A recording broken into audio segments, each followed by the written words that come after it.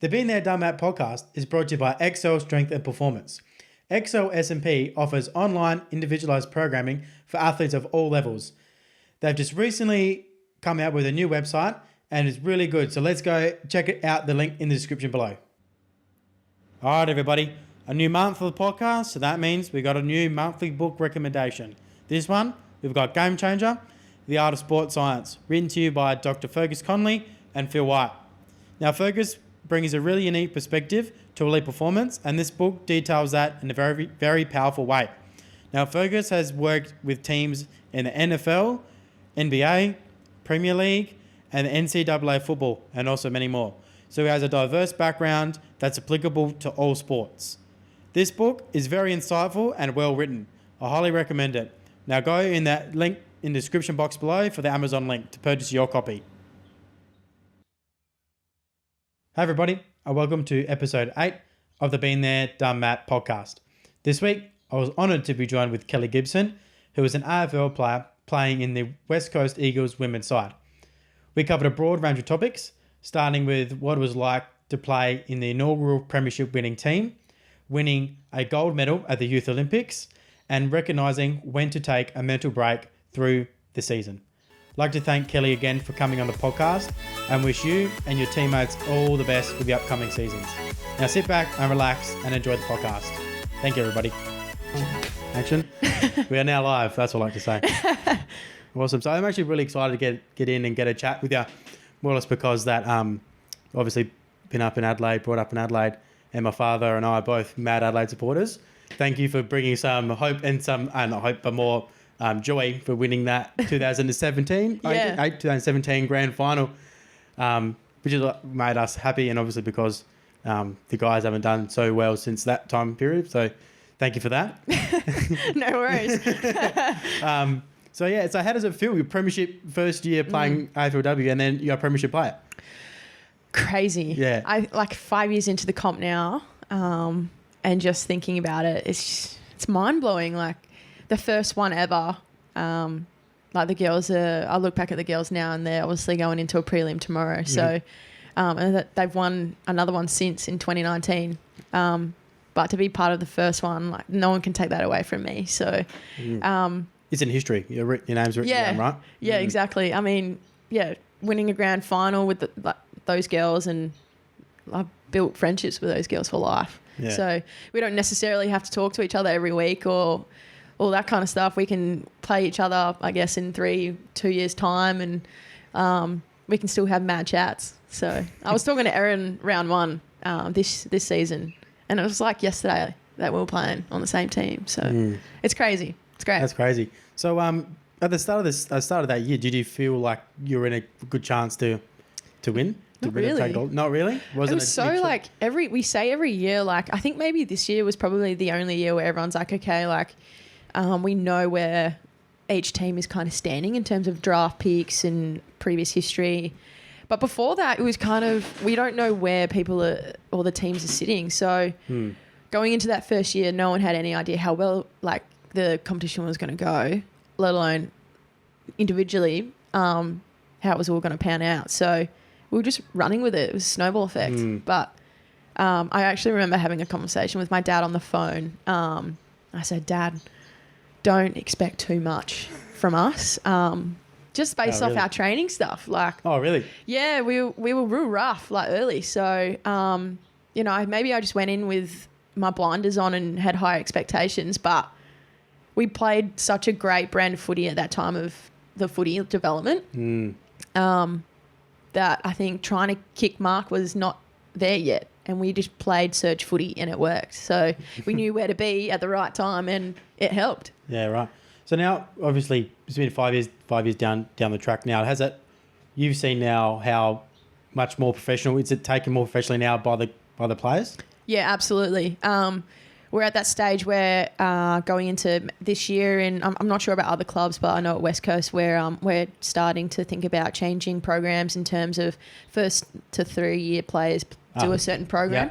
Yeah. And then the older girls, like the senior citizens, we take a different type of route to our bodies and what type of conditioning, because we're used to what the demand is, I guess, after 4 or 5 years into the comp. So in terms of that, we're starting to get a little bit more elite, and our focuses are starting to change to adapt to more games, finals. Are you in the elder citizen category?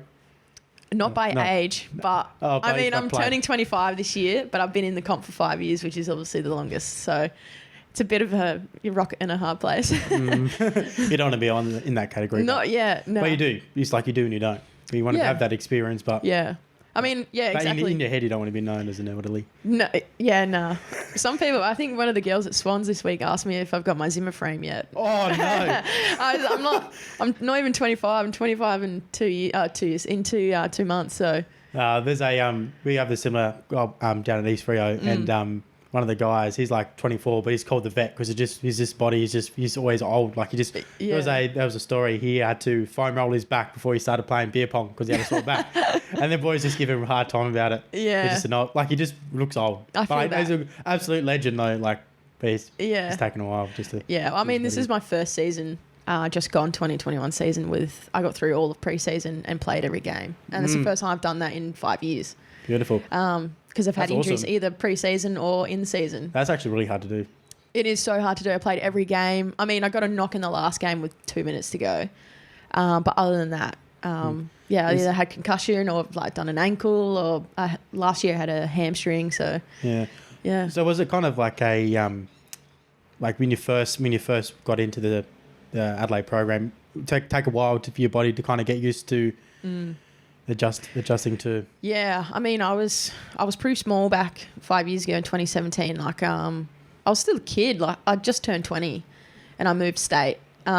And it was a whole new experience. And then just taking on, I guess, the stress of AFLW. And then, being away. Yeah, being away from home. I'd never moved anywhere in my life. Like, I stayed at the same primary school, went to high school, stayed at the same high school. I lived in the same house growing up. So I've never done anything massive like that. So I guess there was the stress and the toll, like, taking on my body like that. But also the training demands were so, like, next level. Mm-hmm. From what you were used to. I mean, your waffle footies, the toll is still there, but it's not as seriously taken, I guess. At that time. Yeah, exactly. So, taking the next step it can be pretty brutal. Yeah, so you were training, 2 nights a week here before you went to Adelaide? How many nights were you training there? Was it full? In pre-season, we had I think it was 1 day off. Oh, wow. 2 days off, I think. I think you had, during the week, I think you had the rest day. And then obviously no one trains on Sundays because it's un-Australian. Yeah.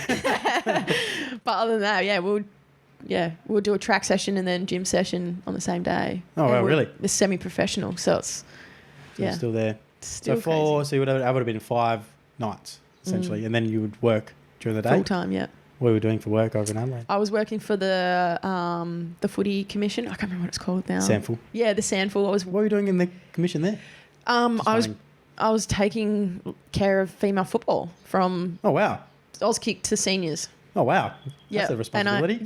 So, I mean, I got that job and I was, playing footy as well at the same time. So I was in my off time, if you want to call it that. I was either working or, like, on Saturday mornings or Sundays, I was going down to clinics. And so there was no, like, off time. Yeah. So you're running, giving it back to the younger girls. Pretty much. So, I was just responsible for female football pathways.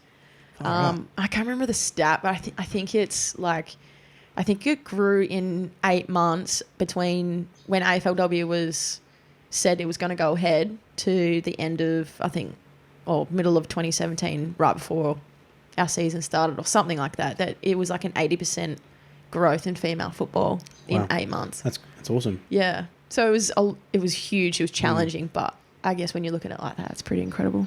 That's an amazing stat. The more people playing sport in general is a good thing, right? Yeah, exactly. More kids are active, keeps them out of trouble. That's right. So, and then obviously there would have been a first experience for you travelling as well, like to play. How was that like? That was just all big deer in the headlights, really, wouldn't it? Yeah, it was super exciting. I remember a few years back before AFLW, I was like, I can't wait to do this one day. Hopefully, like full time. Imagine we could just fly and play team, return home. Like now I'm like, oh, flying. But back Well, then. that's because you're so far away from everything over here. And the time difference in difference. summer is 3 hours, 2.5, 3 hours. Depends where we go. But Do you call it jet lag when you come back?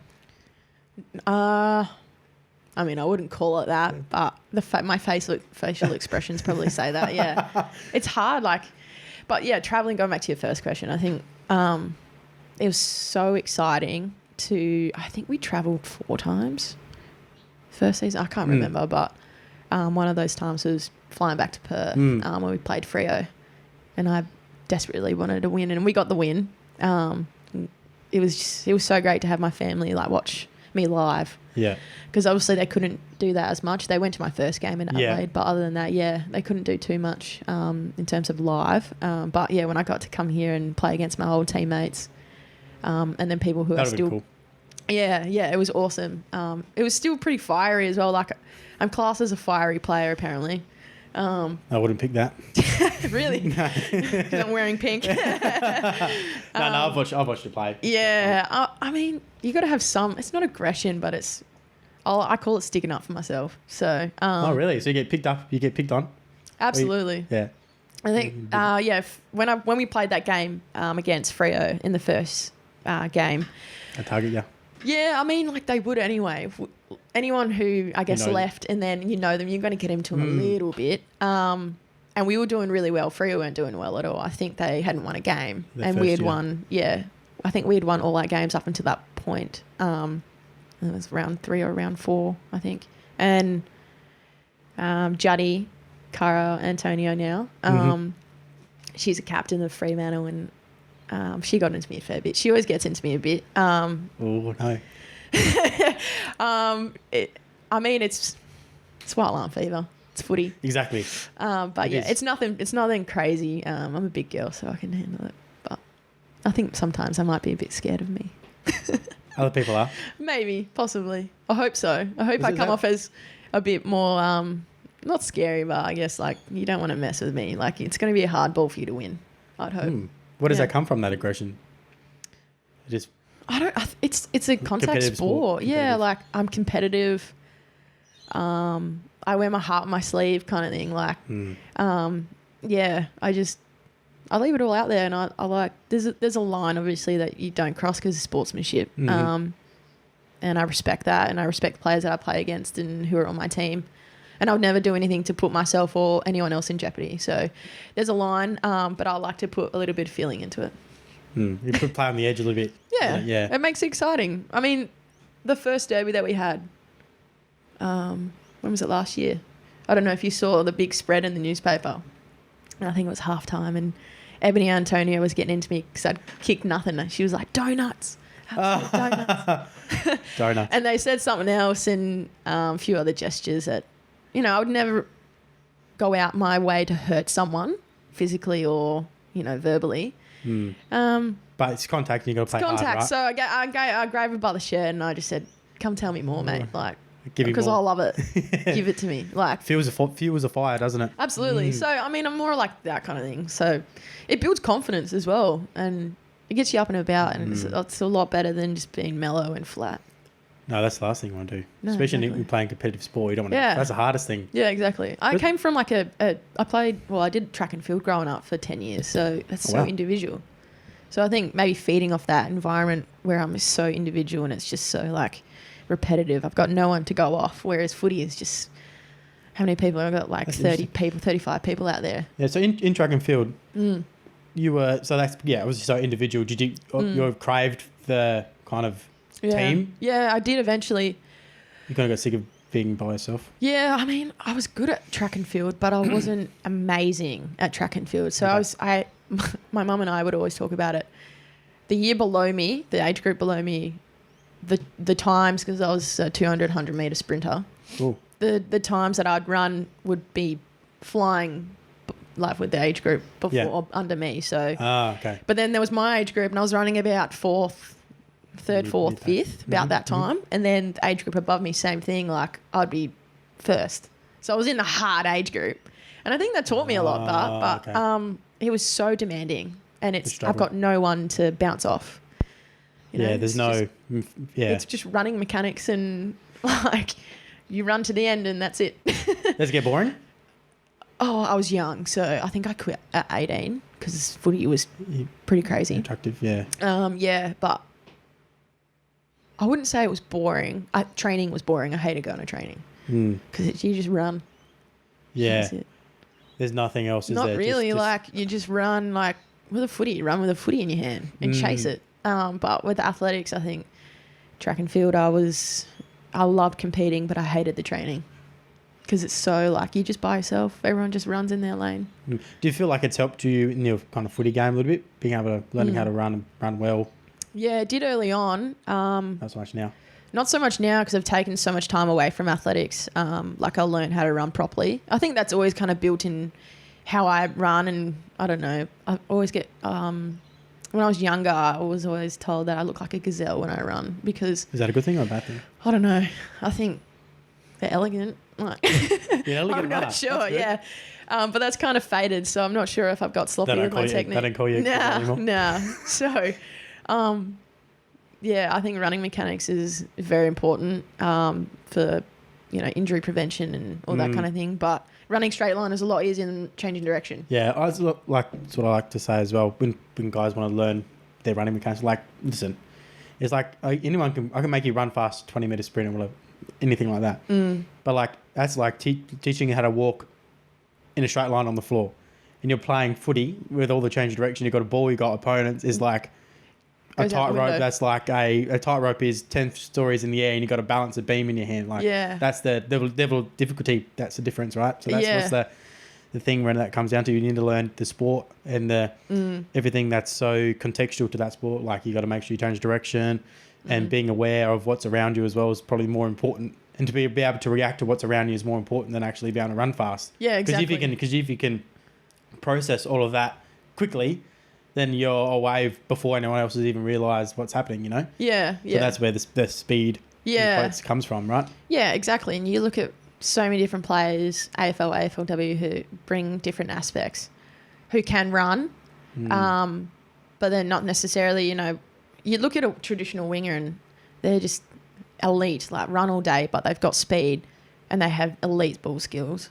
Like they're the full package, and they probably don't have the size on them. But I don't know if you watched Essendon last night, the ruckman. Oh, I can't remember his name. But he's 200 centimetres. Oh, and he picked it up and he ran. I think I saw that highlight. Elite. It was ground ball pick up. Yeah. He exploded away. It was so fast. Ruckman, he's got the height of a ruckman, they said, ball skills of a winger, the endurance and speed of a midfielder or something. It's like Patrick Cripps cross like... He's 200 centimetres. Yeah, plus Nick Nat. Like, it's elite. Like, it's just changing so much. It's crazy. It's awesome to see kind of the difference, or the different kind of people they bring into a sport, and they can succeed. Just like don't have to be so skillful, but can be so athletic. Yeah. Just be moderately skilled, I guess. Yeah, exactly. If you can fill a key position, Mason Cox, for instance, tall, good hands. He just pretty much had to learn basics and then learn how to mark and kick, and he was fine. Like he's developed his game obviously a lot more in the last couple of years, but when he's on, and he knows how to play to his height. Yeah, I do. Yeah. Yes. I've never played high level footy, but never got that in. But yeah, I can see. I wish I was a little bit taller. Yeah? A little bit taller, yeah. Well, everyone. Yeah. Taller. I'm 170 and that's classed as taller in AFLW. But really? I wish I was a little bit taller. If I was 175, I think I'd be pretty happy. Well, would you still be playing the same position? Yeah, mid, I reckon. Mid. Yeah. Who do you model your game on mostly? Do you kind of try to make your own? Yeah, I don't like to... growing up, I was always compared. I wouldn't say compared. I used to play at Swan Districts with Chelsea Randall, and we've known each other for over 10 years. She's known me since I was like 13. So we were always kind of like similar in how we played and, how we went about our footy, which is amazing to be compared to her right now. Like growing up, I didn't really know any different. So that's amazing, isn't it? Like you don't know what you have around you until later, until they're like, you're no longer playing with them, and then they've kind of done their own thing. Exactly. It's crazy. I wish she came to West Coast. Maybe we can get her back in the next couple of years at the end of her career. She's staying at Adelaide. Maybe we can even get Aaron over. We'll get him as a dual package, I reckon. I never really modelled my game on anyone. I never looked up to someone. That's who I want to be. Because I think I had someone like Chelsea who I was always kind of competing against. And I was like, actually, I want to be my own player. And that's nothing to go against Chelsea. But I just wanted to be my own player, my own person. And if I can create something different or a different player, that's what I wanted to be. I didn't want to be the next Gary Ablett or the next Chelsea Rand or anyone else. And I'm still trying to do that. I'm trying to be my own player. So what do your strengths lie in the code? Physicality? Yes. Yeah. Kicking. At the moment, not in front of goal. I've got the yips in front of goal. The yips? Yeah. I don't know what it is. I think it's just phases. I've kicked 6 points for the club in 2 years. So I've kicked the equivalent of a goal in 2 years. We haven't kicked a goal.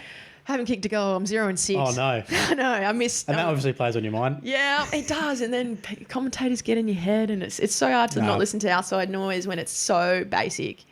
And you look at players who miss directly in front, and I was one of them.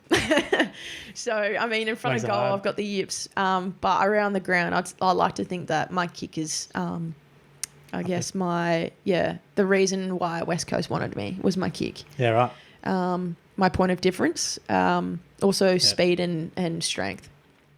Yeah. So how do you go strength conditioning? You take that. I actually want to be an S&C coach, when I'm finished footy. So I figured I've got my pretty good avenue at West Coast. So if I can stay there, finish my study, I can... You're leaning on all the I mean, I've got a door open. I've got a foot in the door at the moment. So if I can keep building my relationships there, that's eventually what I want to end up. What makes you want to go down that path? Well, someone said to me, you'd be great coaching. And I said, I like coaching. But I don't like the stress of coaching, and I think I would get carried away in coaching. There's a balance. Yeah, exactly. Like trying to figure out how much to give in terms of hours or advice or like your experience or whatever it is. There's a balance, and I think I'm trying to work that out at the moment. And then I'm really loved community, like clinics and all that community work. I really enjoyed that. But I don't want to do either as a career. And then I said, I really enjoy being around footy, but I love the S&C side of it. So, like, I love wanting to know why my body's doing this or why I'm running this or why does this data show this? Why for instance, my Ks are really high. My sprint's really shit. Oh, can I swear? Yeah, you can swear. Yeah. Fuck it. There you happy? My sprint was really bad, but my Ks are up. Or if my sprint's really good, my Ks are down. So I was like, why? I don't understand. Like, just tell me. I just want to know why. So I think that kind of stuff is really interesting to me and how the body works. And I landed with S&C. So that's awesome. Yeah. Have you doing any study now or anything like that? Yeah, I'm doing. I'm in health science at the moment because when I enrolled 3 years ago, there was no spots. So I'm gonna once I've done my first year units, I'm gonna roll into exercise sports science. Oh yeah. Yep. I'm doing functional anatomy at the moment. And, oh yuck. Oh my god, I think it's over 500 muscles that we're learning, and I've got a midterm in 2 weeks. Sorry, you don't have to remember them all. That's the physio's job. Yeah, well, I mean, for my midterm, I have to remember it all. But after this semester, I will probably forget half of it. So yeah, right. It's really interesting, but it's like brain overload. So, wait, we had to do. I still remember going back to. We did anatomy 200 back at uni. That was like the level up from the anatomy. This is when I still wanted to be like exercise science, physio type role. So they have to do that, and they were like breaking down the layers of the brain. You have to remember like different parts. I've gone. This is fucking ridiculous. Like how much the layers of the brain, what you have to remember, and the tutor and the lecturer of the actual course was actually really hard to understand. It was just really because it was just so much words that was like. It's like so learning a different language. Yeah, it's a different language, and it's all just jargon as well. Like, can't just be called something simpler. Just make everyone's life easier. Agree. Why does it have to be so smart? Yeah, like I think there's. Like obviously you got the was it proximal, distal, and anterior, posterior? Like they're pretty much the same thing, but they just call them ventral. I say proximal is close and distal is far away. Yeah, exactly. Just close and far away. Just stick to that, mate. Like, closer, and then far away. Yeah. So I mean, it is what it is, but I'm enjoying it, but I'm also like, do you want to stick to footy, or would you go S&C, kind of a different sport? I don't know. I think maybe to start off, I would stick with footy because comfort zone. Like I said, like I would know everyone relationship wise, and then after that, I'd look probably elsewhere. Probably, I'd love to go to the States, but at the moment, obviously, it's a no-go for anyone with the pandemic. But maybe in 10 years, it would be back to hopefully some sort of normal. And with the people that are at the footy club, they would know people in strength and conditioning in the States. And like I'd love to go to Colorado and do like high altitude stuff. You obviously get the chambers and stuff here, but it's different. It's never the same. No, you exactly. gotta live replicate. high. You gotta live high. Yeah. Live high, train low. Oh, yeah. Live high. Yeah, live high, train low. Play low, Yeah. So just different stuff. Like I just want to know everything. Just because I want to know it. Yeah. So. You never know everything. That's hard. No, I know. Life. Or aim for the stars, reach the moon, that sort of stuff. You know everything. At least you know something. Yeah, exactly. So yeah, that's what. Have you ever been? You've never been overseas or the States? Yeah, I went to the States 2018 with one of my teammates now, Taylor Breslin. Oh, yeah. I know Breslin. Yeah, we went. Yeah, so we went 2018. We went on a Kentucky tour because, I mean, they just tell you what to do, how to do it. This is where we're going. Get up, get on the bus, leave. So I think everything's clean. You have to worry about that. Yeah, exactly. Like my first time international, other than Bali. I didn't want to stress like. How do I? Like it was stressful. Like booking flights.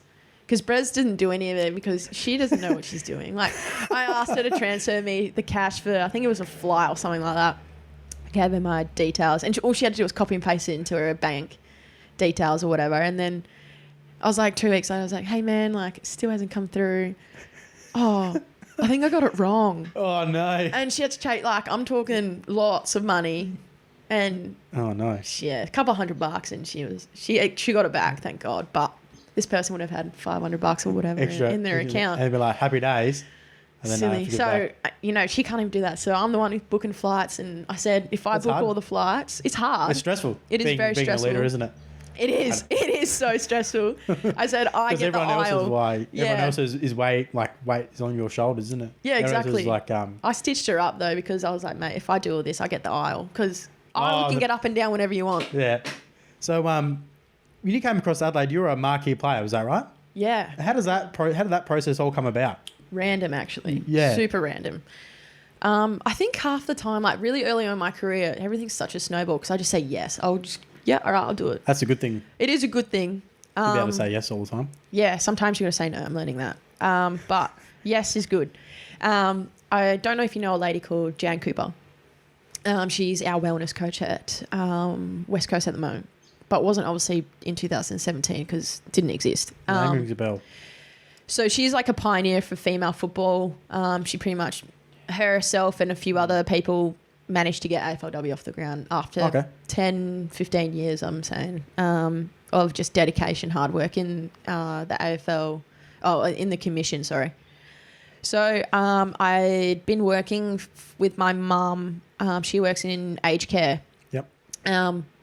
And I'd been working in aged care for about 6 months, and obviously I don't want to do that, bless their souls, but it was just to get some cash. I was still living at home, so I wasn't paying rent or anything, but it was just to have a bit of play money and fuel money and all that kind of stuff. Yeah. So I was like, I've had enough. Contacted Jan Cooper. Jan, if you got a job, like just anything in football, I'll do anything. Yeah. Like I need change. She's like, I don't really have anything for you at the moment, but just maybe stay tuned. Yeah. All right, thanks. 6 weeks went by and contacted me again. Hey, Gibbo, like she called me. There's a job opportunity working in football. It's in Adelaide. Oh, wow. And I was like, oh. And she goes, do you want to play footy though? Like, there's a new competition that's coming out. It's AFLW. You get to play for the Crows and you get to, get paid playing and you can have a full-time job. Sign me up. Yeah. I'm down. Absolutely. Didn't really process what was being said. Yeah. And I remember, I had 6 weeks to pretty much pack up my stuff and leave. Yeah. And in that process, someone that I was speaking to who was helping me organise everything to move over, go to like sort out my work. I had to get an interview. So I hadn't even got the job, so I had to go for an interview. But it was pretty much like set in stone. Mm-hmm. Did all of that, and then I had this interview, and I was in Adelaide, and I was probably 2 or 3 hours out from flying back to Perth. And I sat there, and I was like, maybe I can just do FIFO. Like, maybe I can fly in, fly out to Adelaide, still not registering what's going on, like that I have to live here and live here to play footy and survive on my own, like with no one, no family, no friends, no anyone. Like Chelsea hadn't even been brought up yet. Oh, wow. So that was that early on.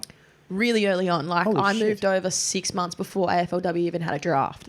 Oh. So I didn't go through the draft or anything like that. Yeah. So That's how that marquee player works, right? yeah, exactly. So you kind of get selected, and at the time, like I remember hearing information and being there and like not being present, but just kind of nodding my head. Yep, no worries. And yeah, it just random. And So that's how that got on a plane, packed my bags, 2 suitcases later, and my mum came over for a week. Had 2 days to settle in, and went straight to work the Monday, and then that was my life. And then 6 months later, 4 months later. 4 months later, yeah. So I think I got a call maybe 2 months. I don't even know. Probably a month or two. Chelsea said, "Hey mate, like I'm thinking about coming to Adelaide with you." Oh, sick. Pretty much like going, "How is it?" Like trying to convince her pretty much. And I said, "Oh, come, like I need you."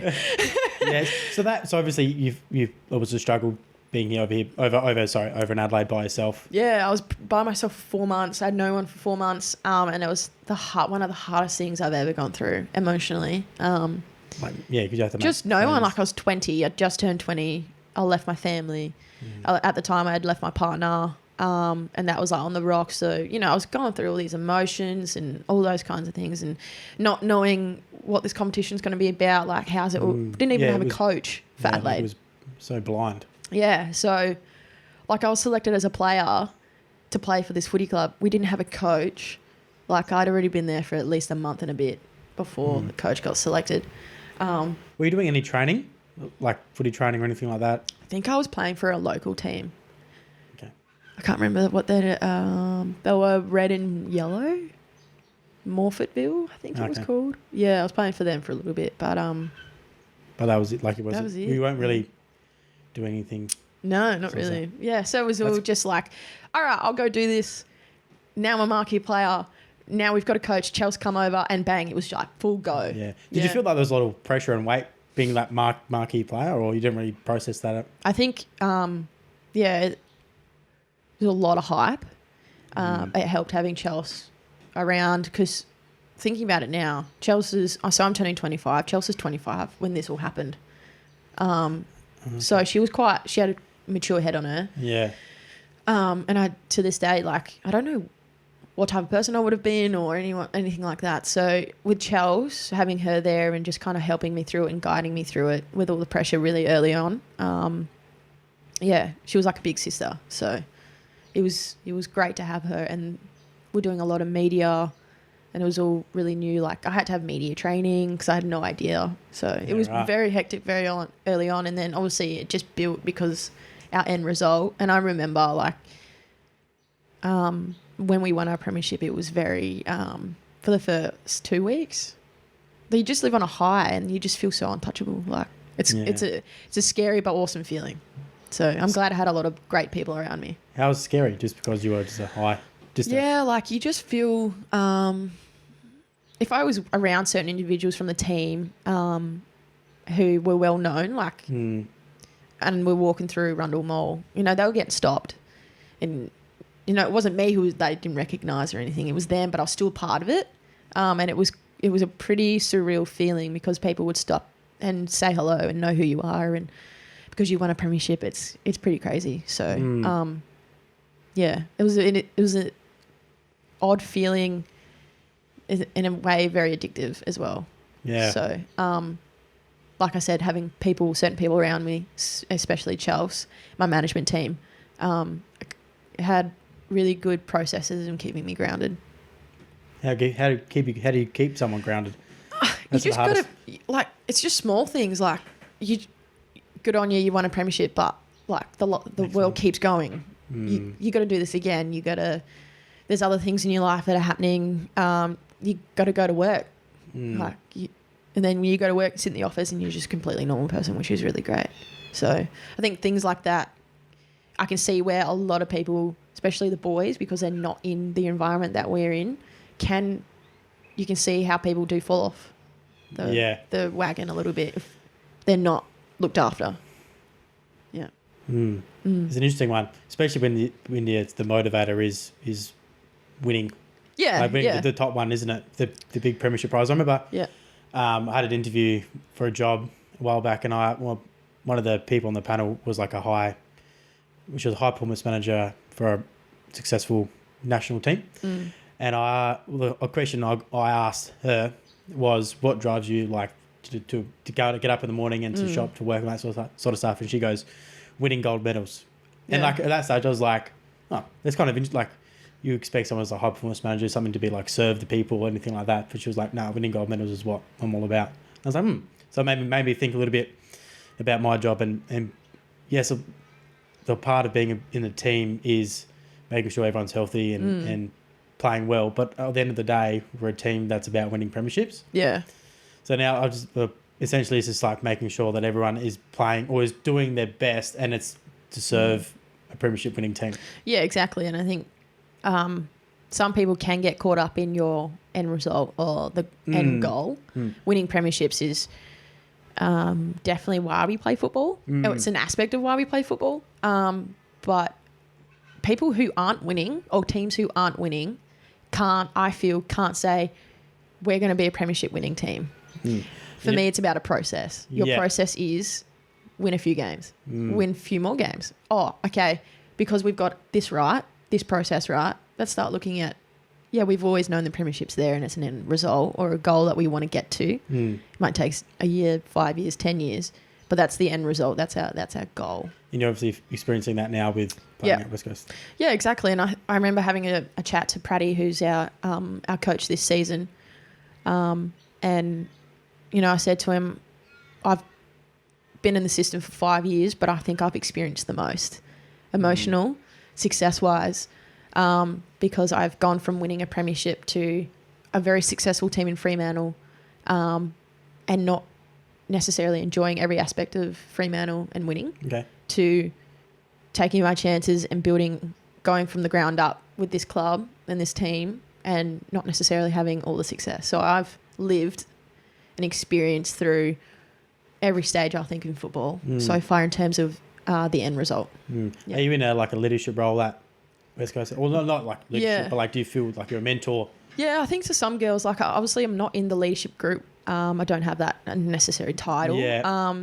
But I think I take on responsibilities that some girls don't. So Sinead Davison's my housemate and she's a first year draftee. I take on responsibility with her. I feel like I am constantly being not watched, but I have to be careful in terms of what I eat, do, all that kind of thing. So there's her as well at home, but then obviously when I'm at the club, people players, Michaela Bowen, she's known me since she was 12, I think. So, and I know I play a leadership role for her in different ways. Yeah. But it's not necessarily how I carry myself around the club. It's small things that I do around the club or away from the club that I think she idolises. So there's not a whole team doesn't look at me as a leader or in certain aspects doesn't see me as a leader, but I think a few players see me in different lights. So it's great. Yeah, that's an interesting perspective. Yeah. So I'm not. I think a few years ago I was chasing to be titled as a leader, but I know that comes with a lot of responsibility with the title. But I've slowly learnt that you can be this type of player without necessarily having that title. And I take that very seriously. Yeah. So what do you do during the week, nutrition wise? Do you make what are you eating? What are you Yeah, it's doing? a work in progress. Yeah. Or Yeah, I think it is the hardest part, eating right, because it's so minimalistic compared to, you have to go to the gym and lift weights. You have to go on the track. Like, you have no option but to run. You know what I mean? Like, you can walk out, but that's not, we don't want you doing that. Yeah. So nutrition, like, we get fed twice at the club during season. And it's carb heavy because of the sessions that we do. And with a little bit of salad, but I'm not a salad person. neither. Mate, we make a team. Mate, I hate salad. I put it on my plate. I don't eat grains. I refuse to eat grains. Yeah, You put it on I know it's good for me, but I'm like, it's rabbit food. Like, I know it's good in terms of your vitamins, minerals, and all that stuff. But do you supplement at all? Take any supplements? I try to stay away from that because it's hard. It's risky once you're in it because I would just rather not take any of that. Not risk it. And not risk Be getting popped. Yeah, like, it's kudos to everyone who does. And if you're gutsy enough to do it and you trust the people that are giving it to you. That's the biggest one, isn't it? The trust you have. It is, yeah. And I know it's easier, and I've so many times thought about it. I just do that because it's so much easier, but I just can't bring myself to do it, and I would rather just... The temptation. Yeah, I would rather just, cook my food or whatever, and that's it. What you go to? You go to meal. Game day is more, just a pasta girl. Yeah. Just load up on pasta, and people are like, you got to have a side of salad. No, just load up garlic bread. It's a waste of space, I say. A waste of space. Yeah, I'm eating leaves, man. Like, I would eat. Like, I do love like capsicum and cucumber and feta, and I'd rather have a bowl of that. Just forget the leaves. I think. Like, hate rocket. It looks like someone's grabbed it from the lawn, put it on my plate, and just shaken off all of the dirt, and then just put it on my plate. Spinach is doable, but no, I just do it. Makes my nutritionist happy. Put a little bit on there. I'm like, nah. So there's a nutritionist there that we do. guides you down with everything, and they kind of. Does she is it chic? Yeah. So does she set out like a plan or anything, or is it a little more guidelines? Yeah, sort of. So we have like, at the start of every year, we have a nutrition talk, and it's basics like do's and don'ts. Yeah. We don't even call it that. It's not, this is bad for me, this is good for me. It's, I need this, soul food, and something else as well, like moderation, something like that. So we don't call it bad food, good food, terrible food. Can't do that kind of, because it's just, I think it's just, I don't know, mindset stuff. It's not, it's the wrong way to kind of perceive it in your head, isn't it? Yeah, exactly. So we have a bit of an education session. I've had the same one for 5 years. So I think it's the same thing as yes and C stuff. So I don't need to sit there through a basic education dietary class for the 6th year in a row. You know? Yeah, so I get it. Just like, if I need help, check on me. Because sometimes I don't always feel like I need to go there, but then if you check on me and ask me, I'm like, oh, I really benefited from that.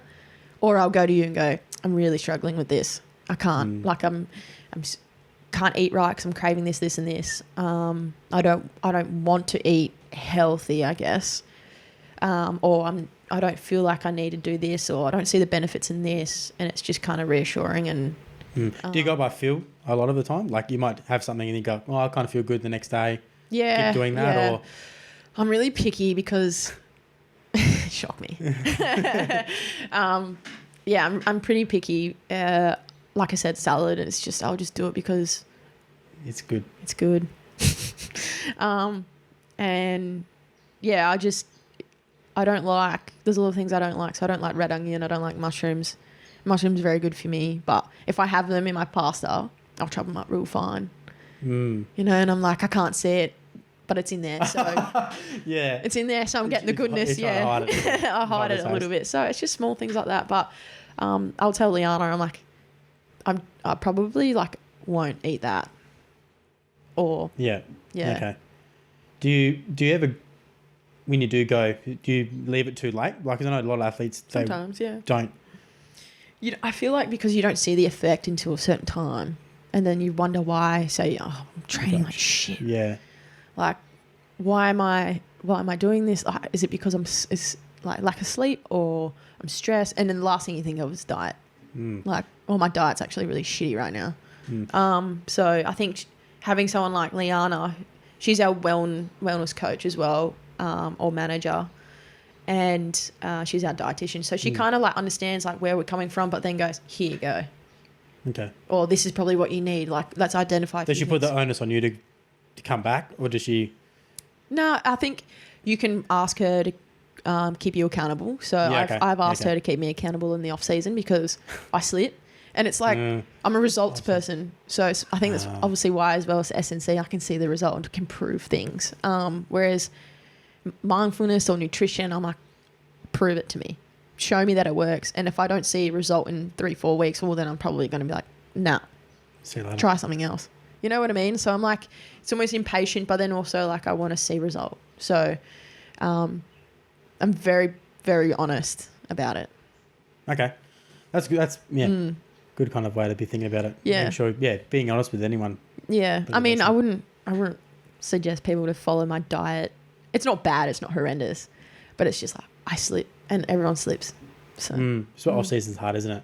It is. And ours is so long. It's like 8 months. So, or 6 months or something like that. Do you reckon there'll be a stage where the AFLW season gets longer? Yeah. How far away do you think? Oh, hopefully when I'm still playing. I got maybe 6 years in me. Well, you got a time cap on it? Well, in 6 years, it'd be about 31. So I'd like to say I'm playing when I'm 30-something. It'd be interesting to see how long or how much, or how quickly it does get faster, the women's game, and how long the body can hold on. Yeah, it was very quick this year. The young kids that are coming through are ridiculous. Like Georgia Petrukios from St Kilda, we played them in our last game. She had 30 touches against us.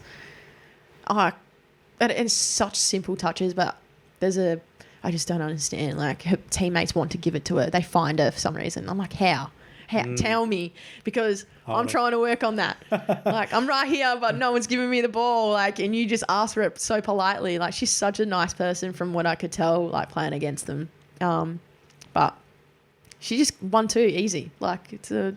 I saw that she had 1 or 2 highlights where was that the one where she broke away and then snapped the goal? Yeah, so it was actually quite weird because I was corralling her. So she'd come out of the contest in the pocket and I was like, I know you're going to try and snap this. So I just kind of corralled her to make a decision.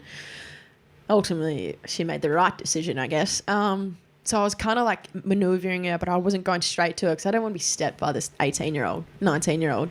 But then Bose kind of like... I don't know if she saw me or she just got real tunnel vision, but she kind of cut me off. Yeah. So I stopped running because Bose cut me on my left side and she just stepped away and kicked a goal. And I was like... We'll break out a little bit. Cut. Yeah. I was like, oh. And they had already kicked 3, I think, out of the centre to start the fourth quarter. So we were hurting. Does it get hard? Like, obviously, at the moment, not the most successful team. Yeah. Does it get hard to kind of stay motivated and to keep kind of showing up, I guess? Yeah, it does. It does. Sorry, just put this down. It does get pretty hard. Mentally challenging. Not physically. Like I said to a few of the girls, I'm not ready to stop playing, but I'm very ready to take a break mentally at the moment. And it was the same thing with the pandemic last year. Like, we were about to fly to Melbourne and play Carlton, and we were bad last year. We were bad. Like, anyone would admit, we were hard to watch. It was hard to play.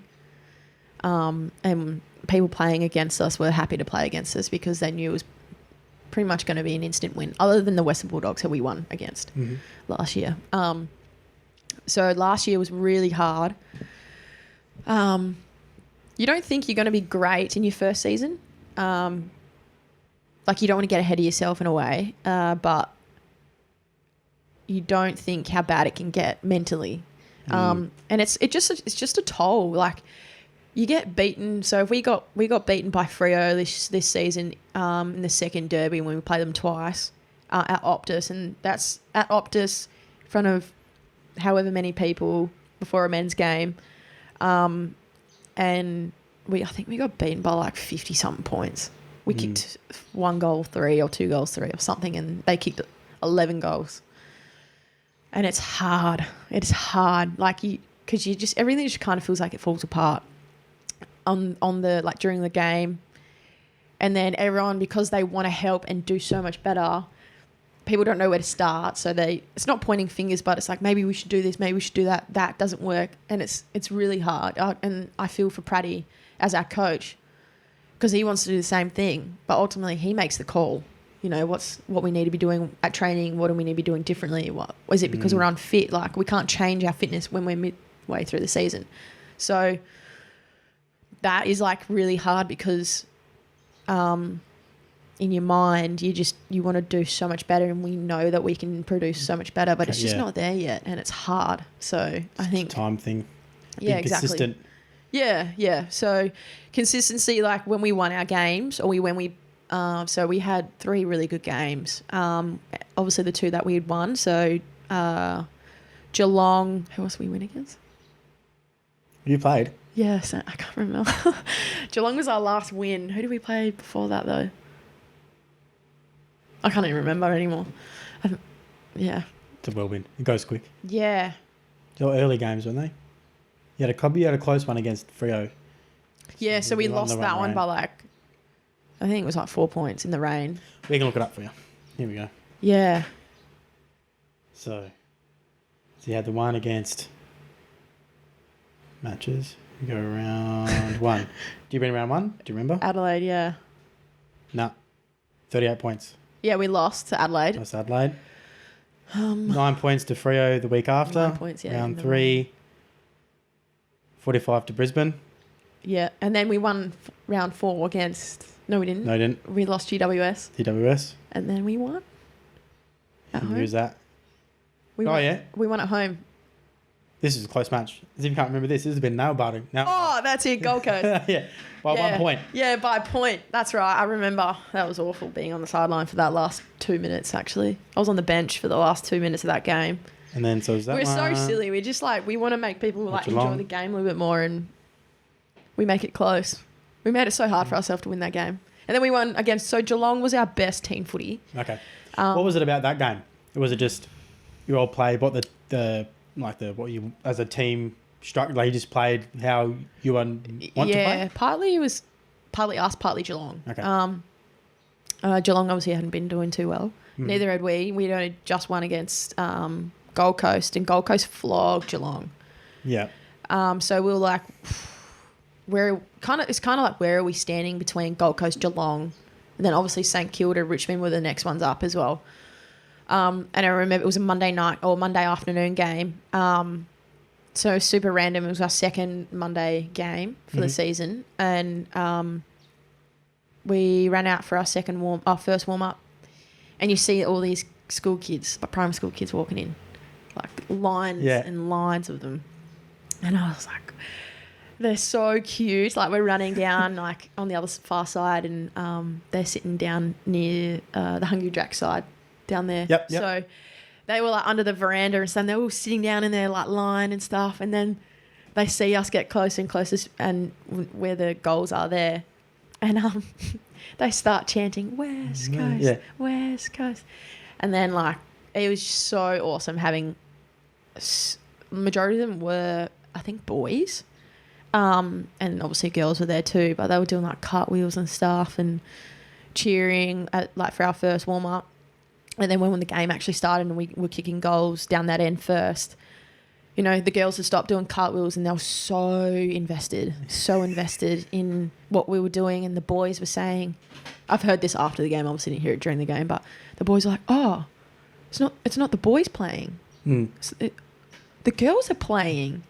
And they were so invested as well. And it was, I think something like that is just so uplifting. And I think we had them right up until halftime, and then they had to go home.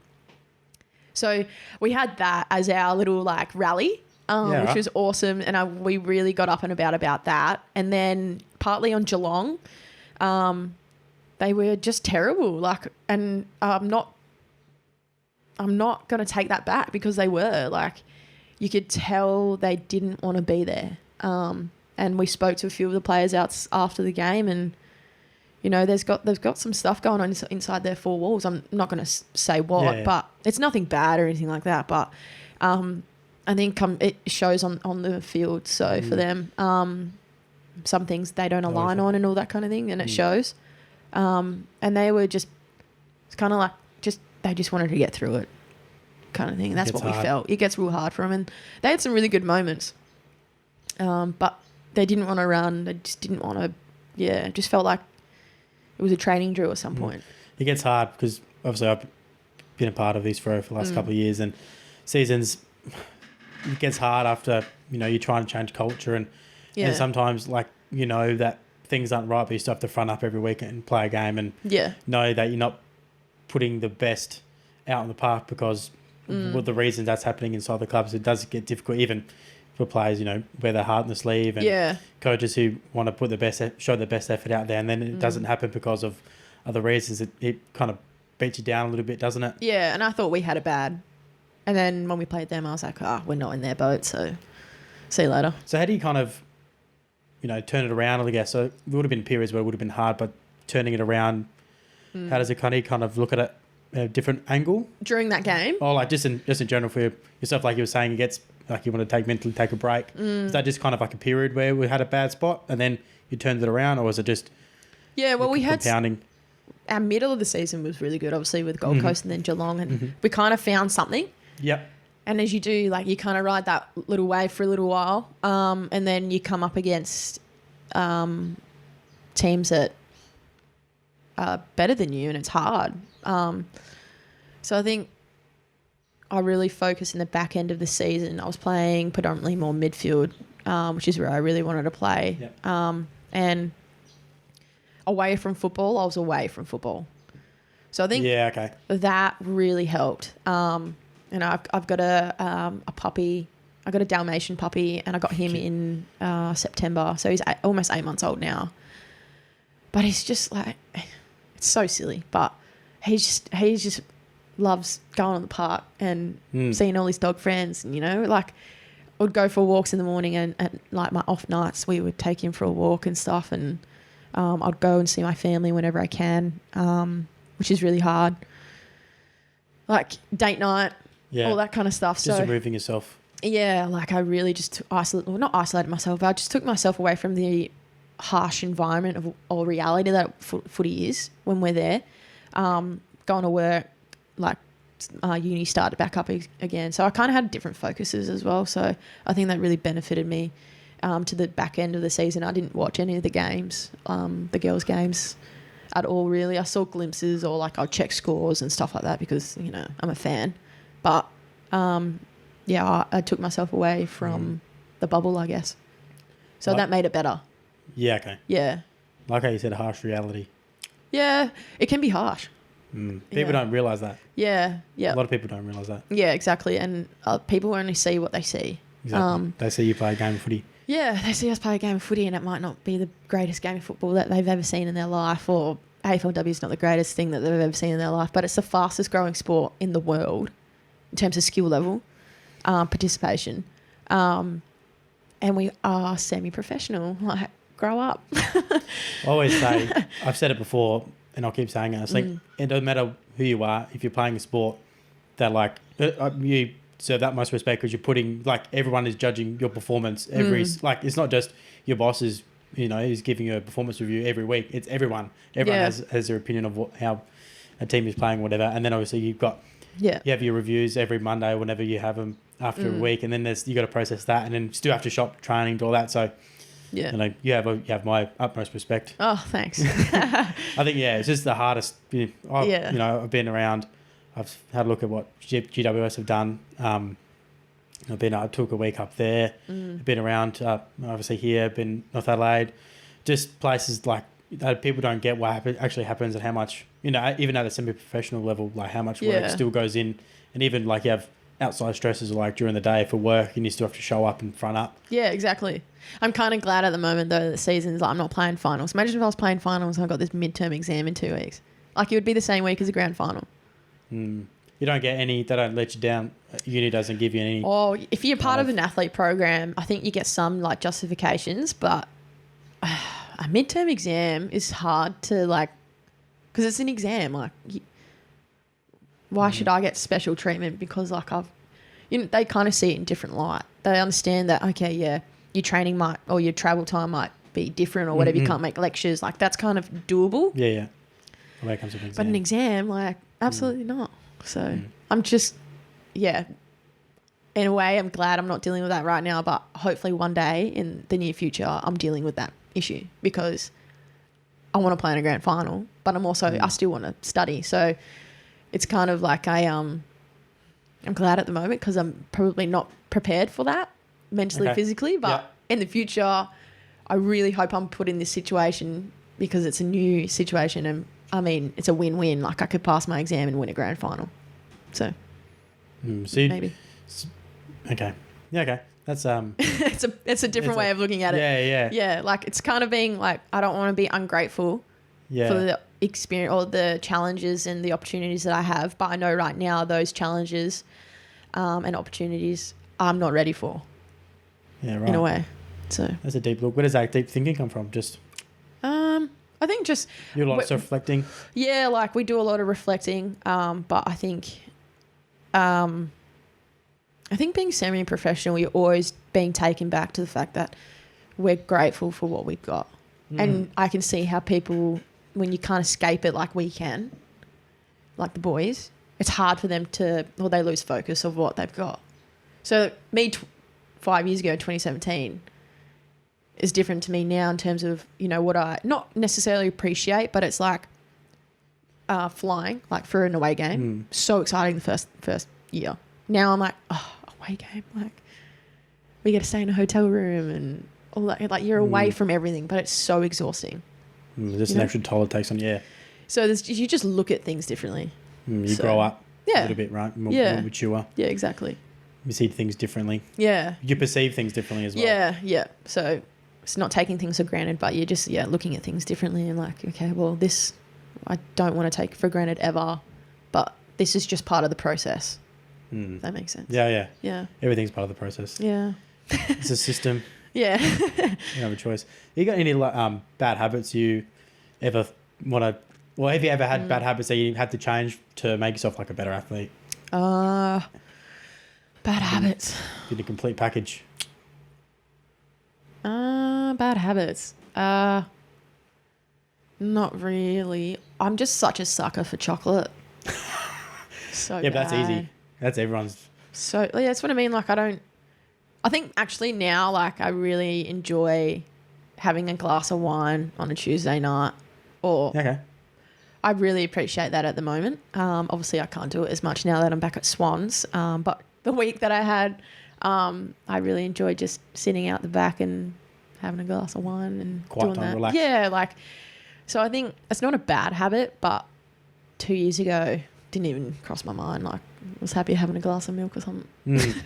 So it's kind of interesting because obviously being young, you've been so kind of focused on playing the sport and playing right. It's just something just take a step back and relax. Yeah, and I just enjoy different things. I wouldn't say they're bad habits, but it's just like, it's not good for me, I guess, in a way, for my body. But one glass of wine's all right. Yeah, if you compare having a glass of wine or a glass of water, so yeah. I just enjoy. I wouldn't say it's a bad habit, but I enjoy that kind of thing at the moment. Finer things in life. Yeah. Whereas 2 years ago, pretty much, we were like straightforward, and that was it. Did you find that being like that, being so straight down, like doing everything right, kind of is too much? Was too much for you? Yeah. Is that you kind of lost your enjoyment for the game a little bit? Looking back, I think how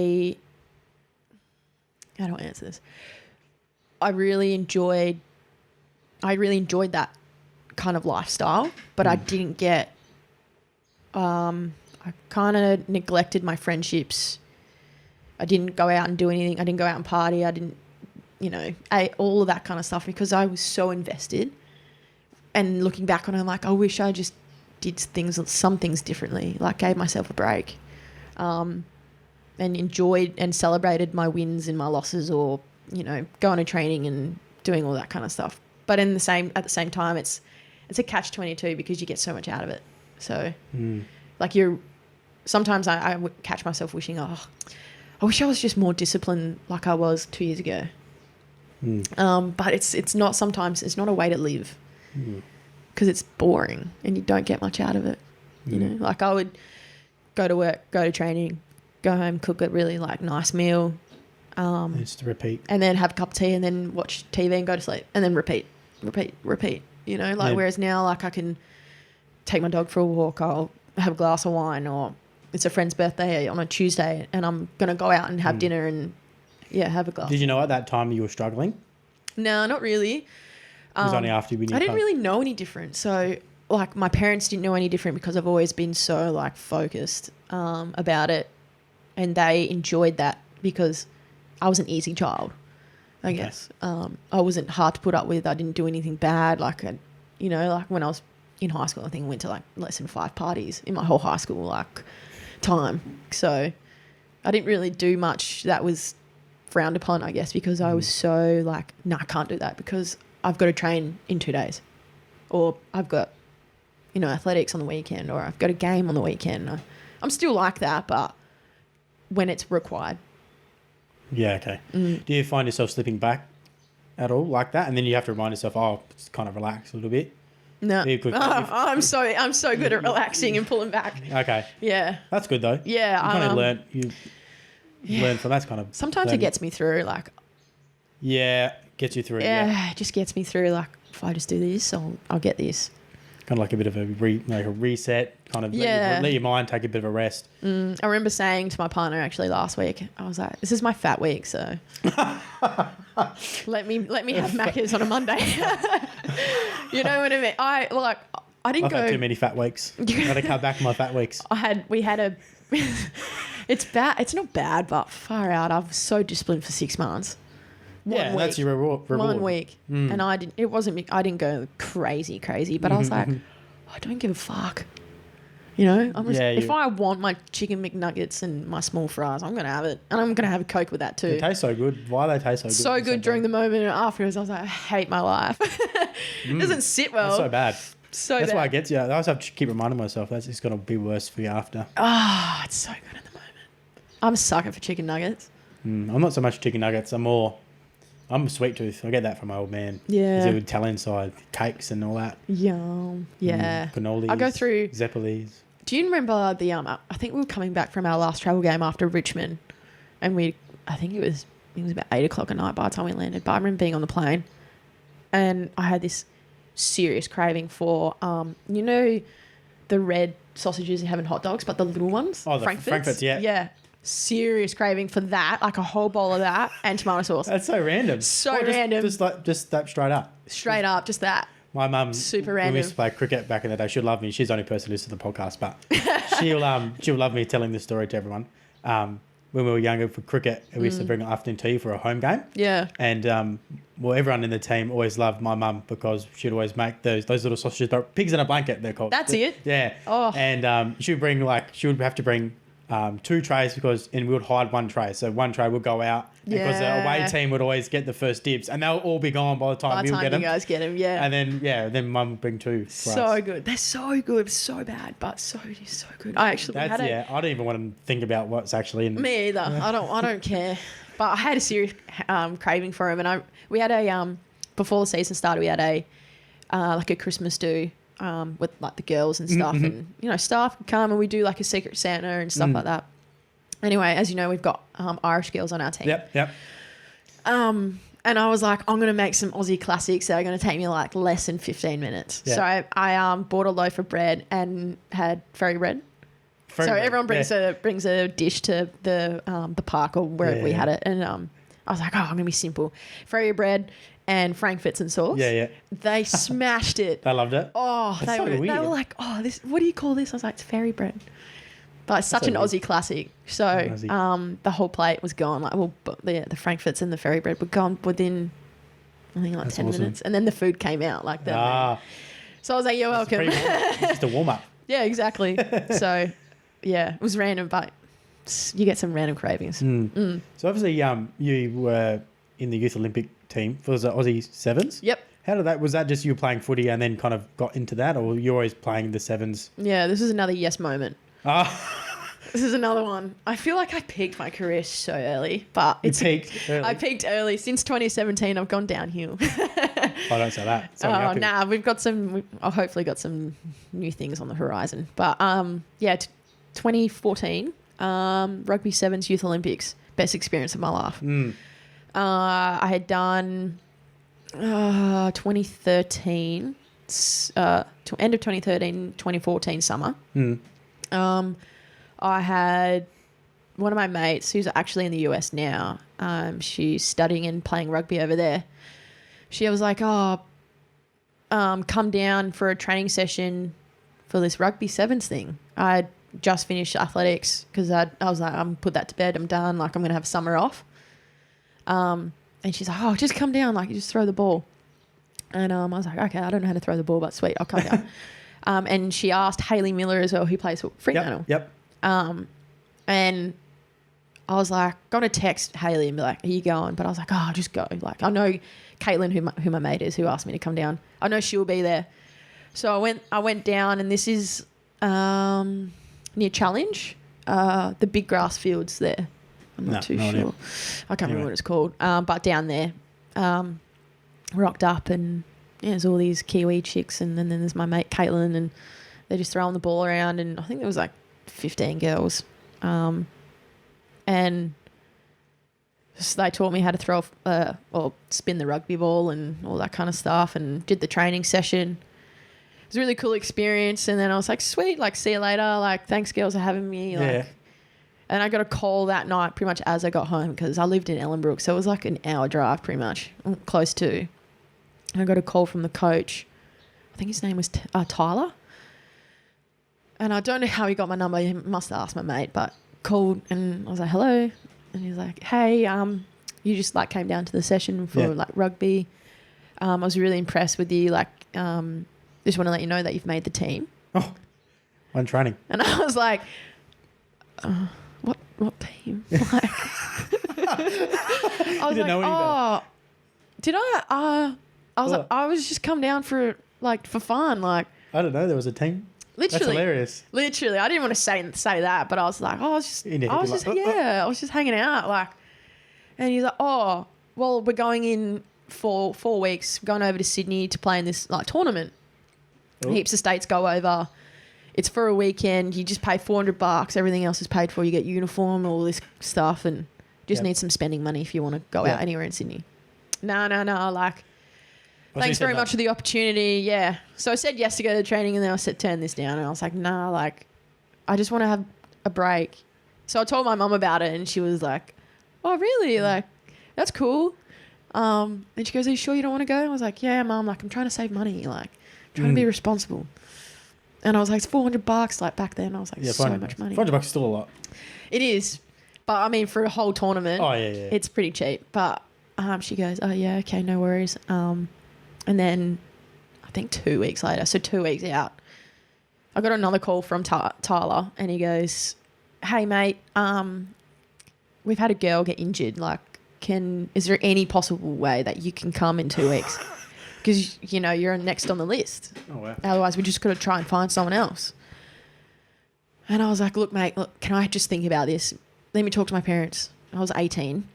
No worries. Spoke to mum and dad. I was like, Mum, like, what do you reckon? She goes, it's $400 like for a weekend. Just go. Like, what's the worst thing that could happen? I was like, my money, like my savings, Mum. I'm trying so hard. I work bloody at Video Easy. Like, I'm a hardworking girl. Like, no, not really. But she goes, just go. I was like, all right. So called him up. Yep. All right. Phil must, like, I'm in. Yeah. Got over to Sydney, and then we were playing this tournament, and I don't know if we were any good. Maybe we were in the middle. Yeah. I was playing wing. And I just knew if I got the ball in the wing, run. Just run. I don't have to do any of the hard work, I call it. I just receive, and I knew if I got the ball, got tackled to ground, I had to put the ball on the ground first because it's union. Then I can pick it up and run again. Yeah. I was like, sweet, I know that. And then just run away from everyone and try and score. Yeah, run down the other end. Cool. Yeah. And then I did that like throughout the games. I got something actually on my Instagram. I think I don't know. Is there cameras on there? There's a video on my Instagram that I put together. Thought I was real cool, real rad. And it's just me like busting through the packs and all that kind of stuff. It was pretty cool. And then I had the Aussie coach Tim Walsh approach me. Yeah. Pretty much right at the end of the tournament. Oh no way! Really? Yeah. So he was the Aussie coach for sevens. Didn't know who he was at the time. Introduced himself, and he goes, "Oh, you're really good. Like, how long you been playing for? A couple of years?" I was like, "Man, I learned how to throw the ball 4 weeks ago." That's insane. Here it is. Yeah, that one. So I was little, real little. Jesus. Yeah. So I was flying. I was quick back then because I just finished Little Athletics. So I was real thin, real quick. No one could catch me. But if I was put into a scrum, you got the little goose step going and everything as well. Yeah. I mean, I learnt pretty quick, but far out. That's sick. I might have to chuck that one up. I've been learning everything off YouTube, like how to do all the video editing and all this sort of stuff, right? Yeah. I'm gonna have to. It's been my first like video editing took me like a day to work out, because by the time you look on YouTube and it's like a 2-minute video like how to do this, it's fade in, fade out. By the time you actually like do it and you fuck it up and you have to restart it, it took me like 30 minutes just to do this one 10-second thing. I can do that in 10 seconds. So I don't know how long that's going to take me. I'm going to put it over the top. Mate, I figured out. I wouldn't even worry about awesome. it. But I should look like the video was going fast forward. That's how fast you were moving. Yeah, I think maybe it was because it was like a handheld, like what you've got, and I maybe you probably look a little bit quicker than what it actually was. Fast. But you're fast. Thanks. Anyway, so yeah, Tim, he was like, "Oh, you've been playing for a few years." I was like, "No, mate. Like I've been like 4 weeks learning how to throw a ball. This is basically what I got taught in the last 4 weeks."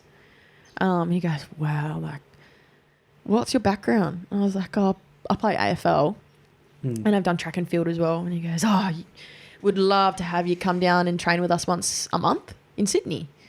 And I was like, "Oh, really? Like, cool."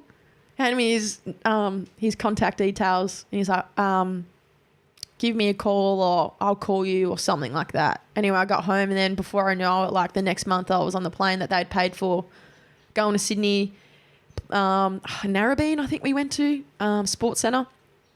So fly in, I think Thursday night, Friday morning, get there, like, just play rugby, like learn rugby. And I was playing, like, I was training with the girls that won at Rio. No way. Yeah. So, like, Elliot Green is a monster. Shan Parry, can't remember the other girl's name, Kazlik, I think. Super fit, super strong, like monsters of humans. I was training with those girls, and I was 18 and small, and I just come from track and field, so I was real small. And I was trying to learn how to like tackle technique, and for me, putting my head first in a tackle, I was so foreign to me. I couldn't do it. Like for me, like we wrap around and put our head next to the hip, they drive through. Whereas rugby is like head first, like shoulder drive, head first. And I was like, I can't do it. Like, just put me on the wing. So I was training, and it was 6 months like of just every month for a weekend or a long weekend. And I was doing that, and it was a really good experience. And before I knew it, I made the Youth Olympic team, and I didn't know I was actually training for that until I made that's almost better, the squad. Knowing that, right? Yeah, because I was just there, like doing whatever I needed to do. I was free trip to Sydney, like got to see the Sydney Harbour Bridge and Opera House and all that kind of thing. And I was like, this is a great experience. Like 18 and getting flown over, and I'm doing this new sport, and before I knew I made the squad, and then made the team, and then by August I had to get my passport sorted, and this, and this, and we were on a plane to China. Holy shit. So super crazy, like yes moment. You know, the one no I said was pretty much jeopardized the whole thing. And then snowball effect. I just just went and did it, and then. So how's that experience over in China? Was it just out of this world? China's I swear it's a different world. So different. We went to Nanjing, which is, I call it the Canberra version of China, because it's just above Shanghai. Yeah. I think it's Shanghai. Yeah. And it's kind of inland, so it's like the middle of nowhere. So It took us bloody ages to get there. But it's such a different world. And it's the same as the Olympics. Like they build a village for you. Yeah. Everything's all built for you, just for the Youth Olympics. Like I still to this day don't understand how A, it got funded, B, like they got all this done, and it's crazy. But by far one of the best experiences of my life. Like, and I still am gobsmacked by the food hall. It's 7 tiers tall. 7 tiers. 7, tiers. Like, so there's an escalator and you can get off at level 1, level 2, level 3, all the way up to 7. I'm pretty sure 6 or 7. Did you visit all 7? Well, all of them. Yeah. Well, all of them had the same food because there's like every country. That's how many people were there. So every they had country. to have 7. Yeah. Holy shit. So many people. There's so many athletes, staff, medical staff. Like everyone was there. Like obviously the people that were volunteering, all that kind of stuff. So it was a big. Like I couldn't imagine what the Olympics would be like. It would be 10 times bigger than that, but it was huge. Were you sitting this going, holy fuck, like this is... Yeah, I had my GoPro with me, so I was GoProing like heaps of stuff, and I've got something on my Facebook. It goes for too long, but I was trying to be a movie maker back in the day. But I just captured a lot of stuff of what it looked like inside the village, and it's incredible.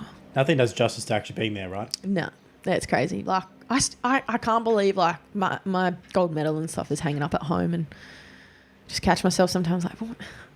Like I always wanted to go to the Olympics. Didn't know ever I was going to get there, but I made it. Youth rugby Olympics. Sevens, Youth Olympics. So Same, I was like, same, what? same. It's an Olympic event, like, and rugby sevens. 2014 was the first time like rugby had been an Olympic event. Oh, okay. And then obviously 2016 for the girls. Yeah. It was like pretty much official. So it was almost like had the training wheels on for the Olympic event at Nanjing for us, and then there was a success. So to win that, get in that gold medal match, you had to win every game? Or was it like a round robin? We dropped one, actually. Okay. We lost one to China. No, we didn't. We went undefeated. I think we went undefeated. I think the hardest game we played leading up until, I guess, the gold medal match was China. And these girls are wearing shoulder pads, like, smart. They're absolute tanks. Yeah, they had to wear shoulder pads? Yeah, apparently. I wish I knew that at the time. But, these girls are like headgear and, shoulder pads underneath their jumpers and stuff. And because you line up, it's like soccer, you line up next to each other. Yeah. And then you, like, run out. Yeah. I'm standing next to these girls, and I was like, I kid you not, it would be about your size. Really? Yeah, mate. Literally, like, big girls. Big. They were short too. So those are that was the China group, I think. So we ended up winning. I scored the try to win the game. You did? For that game. Yeah, it was awesome. I scored our very first try ever of the competition. And we just happened to be the first game against Tunisia, and I scored the first try. I don't know what happened. Like, you can, if you ever Google it and you watch it, you can see I'm like, I'll put the ball here. Like I was didn't know what's going on. That's how raw you were. Yeah. Holy shit. And then it was such a shit spot to land because our kicker, field goal, she was like, "Are you kidding me?" Thanks, mate. Yeah. Jeez. So many crazy experiences like that. And then our gold medal match was against Canadians. Oh. And I thought the Chinese girls were big. These girls are 6 foot. 6 foot. I kid, like, there was at least 4 of them who were 6 foot. And your size, like, crazy. So obviously we're training for this long before. Yeah, they've been training for so long, and somehow we managed to win a gold medal. I played about 30 seconds or so. Yeah, right. Yeah, and then we won a gold medal. Crazy. That's insane. Where's it stack up into like Premiership gold medal? Is it higher? Or do you know what? I've never been asked this before. They mean different things. Yeah, 100%. Footy is like, it's my home. It's like, it's a proud family moment. And then rugby is like, I think it's more personal because I didn't have any help. Or, I mean, I had guidance from my parents, but I was like, okay, yes, I'll do this. All right, I'll do it. I'll you know what I mean? Like, whereas... I don't, because I've never won a Premiership. I've never won a gold medal. Right. Okay. But I mean more like, so footy, I was kind of like nurtured, and like, it was a kind of like a lot of people around me. Even though rugby was a team sport, we'd been... You've done it for yourself. Yeah, that's kind of what I mean. I had a lot of people around me, but I was still learning everything, and I did it off my own back kind of thing. Mm. Yeah. Didn't have any training wheels, I think is what I'm trying to say. Like, I had no one holding my hand. Whereas... But also, when you run the Premiership, you're there in Adelaide by yourself. Yeah, I mean, very true, yes. And I contributed to that season and that game. But there was a lot of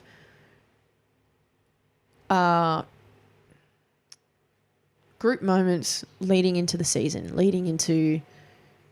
I don't know how to explain this, but I think because rugby was like, oh, I'll just rock up. And it was, a snowball effect. Like, I would just rock up, train for 3 days and be so sore, not knowing what I'm doing. Like, I'm just here. There was no knowledge of it. I was just present in that moment, and I was just like, okay, yeah. Whereas footy, I know what I'm doing. I know what the result is. So I was like, it's a group thing. We all have the same, adventure and same goal. Obviously, we did it rugby, but I was not really mentally a part of that because I was like, oh, I'm just picking up a ball. Do you think if you went in knowing what was like, if you knew the actual, what's the word? Well, like the actual importance of like, you're actually going to go win a gold medal, do you think it would have been different, like a different kind of experience or a different attitude towards it, been more serious or anything like that? I do a lot of like blocking out, so I don't do. Okay. I understand the moment. Yep. But I don't let it affect me in a way as much as I can. Yeah. Okay.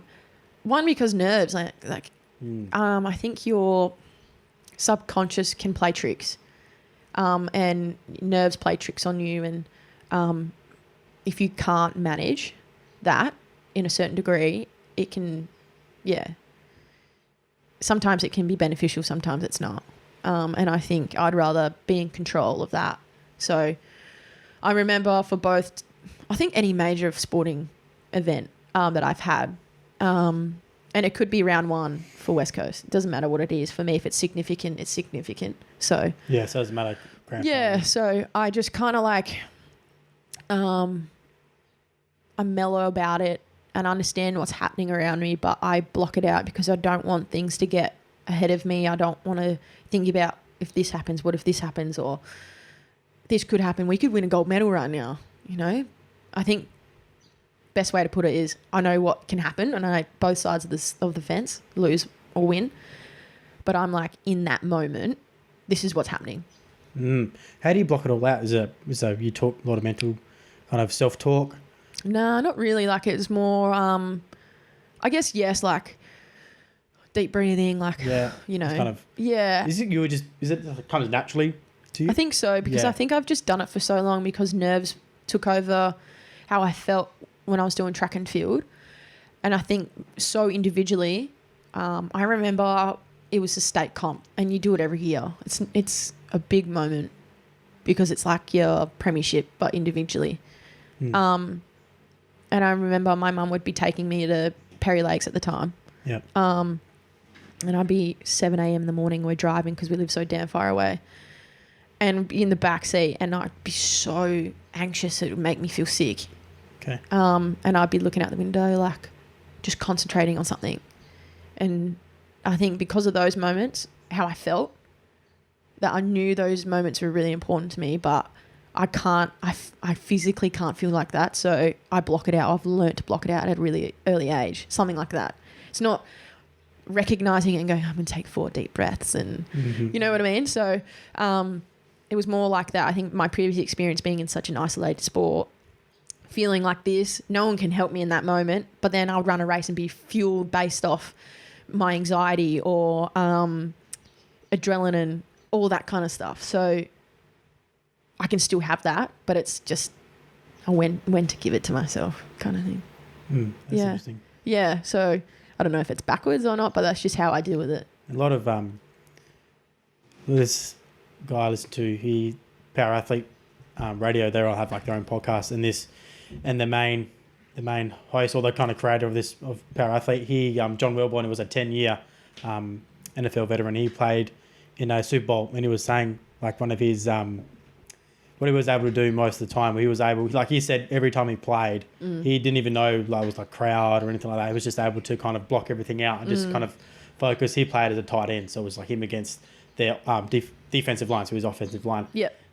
Just like it's him, the other guy, all he was focused on was just beating that guy, and then everything else would kind of fall in. And then he was saying that he went and he did some psychologists, I think they did a study on him, and it was like they were just kind of going on what he kind of felt. And he goes, you're probably in the top, 0.1% of people who can actually like process and not hear kind of what's happening. They kind of bring that back and to say that that's like a kind of championship winning mindset, but like a mindset of someone who's real like competitor. Yeah, I think that's really, really good. And, someone who can do that is powerful in their mind.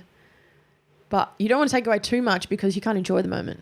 That's what he said. He said that like looking back on it, I would feel, well, I didn't enjoy that. I didn't enjoy everything around me. I think what they're encouraging for us is, especially if it's big crowd, so like 2017 grand final, they said, make sure you go out first before anyone else, before your second warm-up or your first warm-up or whatever it is, and like really just look around, because the next time you come out, it'll be even bigger. So I think you've got to... Give me goosebumps. So I think taking it in and then appreciating it in a different moment rather than being, it's game time, oh fuck, like so many people are around right now. So I think maybe he did that before his game, but you got to still enjoy it in certain times. Yeah. That's crazy. Like, the way you explain it, and I still can't put myself like that. Yeah. I worked with our North Adelaide team. We played in the grand final.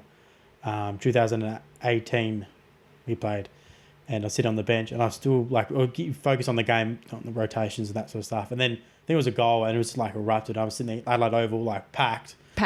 Yeah. And the pack gets loud. And I was sitting there going, holy, like this is just a sample game. Like this is like, you can kind of, it's weird. Like when the stadium gets packed out, you kind of feel like you're getting crushed. Like you don't feel like getting crushed. You feel like it's a lot. It's a lot. Yeah. It's a lot of weight. Yeah. I felt like that when I was... That's the closest experience I ever had. Yeah. Like that. Felt like that when I was running out for the grand final for half a second. And then the old me just push it away. Like, right now I just need to make sure I'm running out with my teammates. And like, I was really excited to run through the banner. So I was like, that's my focus. Not, I feel like this is crazy or whatever. So we only had like 12,500 people, and we thought that was huge. So it was the biggest crowd we played in front of in 2017. The year after when Adelaide played Carlton at Adelaide Oval, I think it was like 50,000. Yeah, 2019 grand final. Yeah, they played in 53,000. What? That's a lot of people. That's a joke. That is a lot of people. That is a lot. So, I mean, I hope those girls get through and they have another one. Do you have a favourite, I'd say favourite player you like to play on? I say favourite. Oh, favourite. I think, I won't go this season because I was in the mid for only, say, 5-6 games. But I've been playing more forward in my time, I guess, at AFLW. The best person I like to play against, or my favourite. Favourite people you like to towel them up? I don't know. I did like playing with my mate Brez because she was a defender. We never ended up on each other, but it was kind of like in between everything. But not really. Like probably Braz from Ash Brazel from Collingwood. We had a really good bout, probably 2019, 2018, I think. 2019, yeah. We played Collingwood and we destroyed them. But she's very, very good. It's more of a challenge for me than anything. Yeah. Do you set challenges every kind of game? You go out there to try to really just kind of focus, team first orientated? I kept it real simple towards the end of this season. Yeah. One of them was just run to the next contest. What else? Embrace pressure. Just small things like that. So simple. Yeah, like I know my weakness is like getting tired real quick. Because I'm a burst player and that's why I was track and field and, like rugby. Sevens, yeah. So I know what my strength is in terms of that. But I was like, if you can get to the next contest, you can do another burst. So it was just more like self-talk, just get to the next contest, get to the next contest. If I found myself kind of, like, I wouldn't say maybe ball watching or being like, where's it going to go? Is it going to come back? Kind of thing. I'm like, just fucking go. Like, there's sometimes in a game of footy where the ball, I call it table tennis. It's in between the arcs and it's just back and forth and you're in, like, underneath it. Or you get to that one and then quick kick out and you're like, fuck, like, I'm going to run back that way. I find that the hardest. Yeah. Well, I can imagine it would be very hard. Yeah. I don't like running at all. I fucking hate it. I don't enjoy it sometimes, but it's good. No, it's not. I hurt I've said it before, but every when you run, no matter how fit you get, it's always going to be the same amount of hurt because if you get fit, you're going to run more. Exactly. And it's going to get hurt and it gets easier. Or when you guys do, if you run quicker, you get more rest. Shut up. No. Shut up. It's hard anyway. I don't care if I run slower and have some less rest. Like it still to me feels the exact same. I laugh so hard because that's what I say. Yeah, I know. One of the S&C girls said it at Swans the other night. She's like, if you can run quicker, then you get more rest. I was like, that's bullshit. Do you say it? Yeah, I'll give him shit. Yeah, give it back. I'll do the hard work. I love when players chirp back. That's the best part. Yeah. Best part of the job. Yeah, exactly. It'd be boring, well. wouldn't it? I love a bit of banter, so. Oh, yeah. So, yeah. All the guys, especially when it's like game time, emotions are high and guys kind of like, they say things loud. And like, even, like I might say something on the bench, like rotations or whatever, and they'll just like, go, fuck off or whatever like that. Yeah. Like, I know there's it's nothing to it. It's not personal. I mean, it's a little bit different with girls because girls take everything bloody personally. So there's a fine bloody line. But, I mean, players take it more personally than anything else. But Kyle Wheeler, he's our strength and conditioning coach at West Coast, and we always give him shit. I'm like, why can't you fucking smile for once? Or he's like, we're running out to our like halftime warm up, and he's like, side steps, girls, and we're like, can you make it fun? Like, bit of a hop in your step for me, buddy. Like, and we just give him shit, and then he like, I think it was the last 2 games, he was like, all right, girls. Like, he was like, all right, let's do this, and we're like, all right, yeah. When I worked with the girls at the Eagles at Sharks last 2 seasons, not this season, last 2 seasons before. That was probably the biggest one, like just learning how like emotional everyone kind of is. I don't really realise. It was my first like big team of girls, what it's like, how to coach. Yeah. When I did kind of embrace a little bit and just like got different. around it, it's how much you actually enjoy it. Not like you don't enjoy it a bit more, but it's you can feel it at a deeper level a little bit. Yeah. Than what you kind of experience with the guys. Yeah. It's trying hard to kind of conceptualize and trying to. It's like working the same workplace, just different personnel and different environment, obviously. We've got some feedback, not feedback, but you know, we kind of asked like, I asked Praddy, I'm like, well, have you ever coached girls before? Like, and he's like, oh, not really, because he's come from the men's, and I think he was a backline coach at the men's for the boys, and one of my first sitting down with him and talking to him, I said, what's your experience? Like, what do you think it's going to be like for you coaching females? Because it's different. The game's not different, but we're different.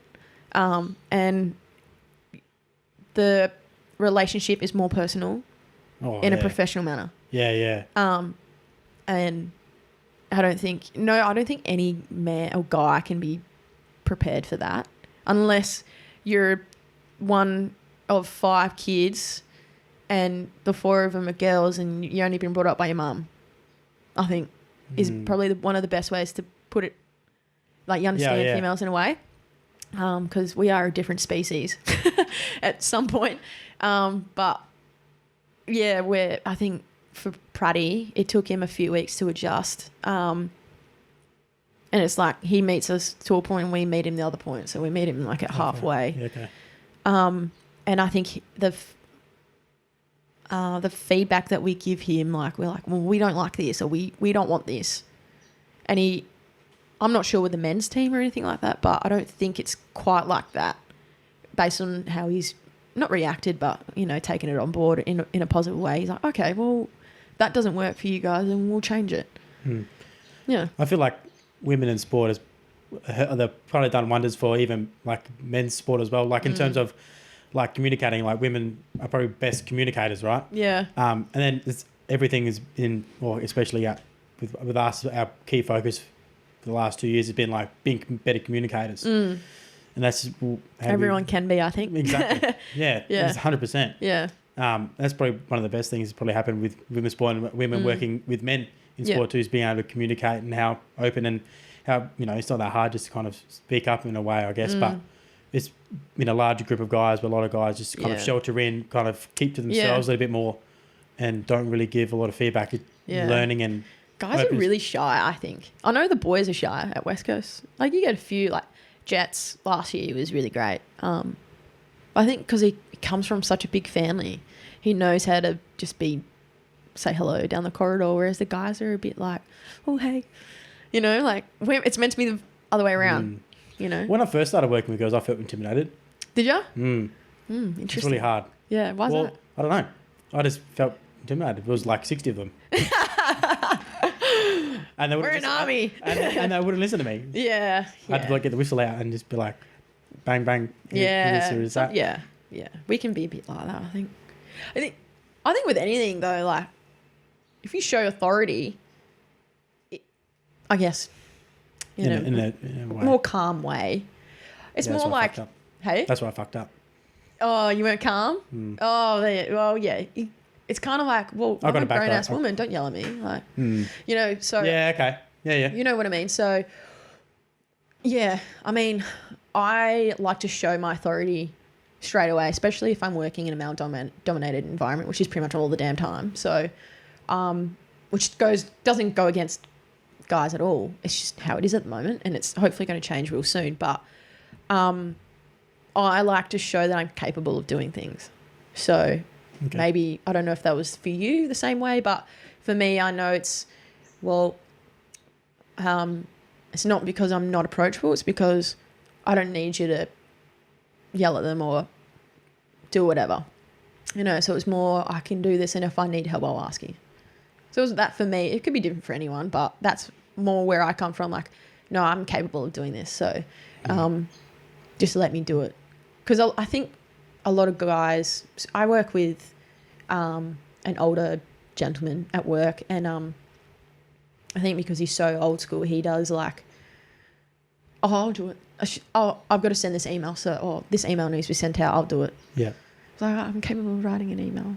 So stuff like that, I think slowly being like, okay, well, can you just do this? I'm sure different workplaces are capable of doing that as well, but some areas aren't. So... Yeah, I just found it hard to get the attention. Yeah. That was kind of hard, especially in trying to run a warm-up, and there's like, 40, 50 girls, and they're all lining up, and they're chatting about the day. I'm like, this is not the time. But I got them back. Yeah. I lost them at the start a bit. Just being firm. Yeah. I think, you're firm with anything. Like, the guys were acting up. Be firm with them. Nah. No? Sometimes. Yeah. But sometimes I'll go the other way. They'll know if I'm silent. Ooh. Like if we run a warm up and they know that if they give me hard, like if I'm just have the shits on or something, I'll go quiet, and I'll just wait for them all to kind of go quiet. And so you play like guilt trip almost. It's like, no, it's like I'm not mad, I'm just disappointed. No, I'll wait. Yeah. And we won't start the next kind of warm up drill until I'm ready or you're ready. Yeah. And then sometimes if we're doing like a gym and then everyone's around the whiteboard, I'm just about to say something and someone's still talking, and I'll just be like, you got something to say? Come out here and stand and say it. And then they come out and they'll just... Sometimes... Yeah, different. But I don't mind it. Sometimes they do it and it's actually quite funny. I don't mind it. Yeah, when they catch you bluff, you're like, oh. Yeah. So what else you got coming on now? You're going back to play Swans the next couple of weeks? Swans, so my first game back for Swans since 2019. Yeah, weren't allowed to play last year. Just obviously pandemic, but sometimes they just don't release us. But if you want to get better at football, you got to play football, I think. Are all you West Coast girls able? Most of us, yes. Obviously the ones bar injuries, I guess. Well, which is half of our list at the moment. But I know, so Michaela Bowen's only allowed 2 games. I've got 4 games. Okay. Mars, she's got, I think, 8 games. It all depends on what coaching staff want out of us, or how many like I played all 9 games. And I played 3 games in the forward line. So they're trying to build me up a bit more. Plus I'm learning different things in the midfield, so they want me to continue learning. Yeah. You get given like Yeah, so I've been given like certain things I want to. yeah. Yeah. So certain things like goals I want to. It's not achieving them, but it's more just like Targets. Yeah, targets that I want to try and start getting used to for the next season. So doing that kind of stuff. So yes, first game 17th of April, so not this weekend, the following weekend, and then I've got 4 games right up until the bye, and then I'll have, they say 3 weeks off, but it's 3 weeks of maintenance. Yep. I think. Mm-hmm. Oh, excuse me. And then we have our academy for 12 weeks. And you train that? Yeah, so all the West Coast girls will be in that. Yeah. Okay. Is that like a little pre-season type Yeah, thing? so most of the girls after AFLW in Victoria go to play VFLW. And they play... So like Collingwood have a VFLW team. So they all play again with each other. Oh, okay. So we're disadvantaged because there's no West Coast team. We will go back to our waffle club. Yep. Some of us play with each other, some of us don't. Okay, so the academy is to Yeah. build or to maintain that kind of connection and all that kind of stuff. So Do you feel that's beneficial? yeah, well, we only had it last year for the first time. Okay. So it got approved by the AFL last year that we could train together for a certain amount of time. And that's 2 nights a week, 1 night a week? Yeah, 2 nights a week. I'm pretty sure this time again. Yeah, 2 nights a week. And it's just kind of training. Yeah, like a bit of conditioning and fundamentals. Yep. So it's not crazy. It's not, you're not there for bloody all hours of the night. And hopefully you're around the girls and just keep connection with everyone, because it is really easy just to kind of isolate. I keep saying isolate, but to withdraw yourself from the situation because of the intense 6 months that you have, and you know that you've got another 6 months coming up. So it's like a 2 weeks or 2 nights a week for 12 weeks. And if you're late or you can't make it because of work commitments, don't worry about it. It's fine. You can make it up at a certain time during that week. Okay. So it's kind of like voluntary, optional, but we kind of want you there. Yeah. But if you have something on, like a wedding, or it's not like... Yeah. So it's just less pressure. And we enjoy that. Yeah. That's pretty much it. That's what my next 6 months looks like. And I got to get fitter. More running. Yeah, more running. Less gym, more running. I'm going to try and do a lot more off feet, actually. Swim, box. Forget the result bike, because you got one right here.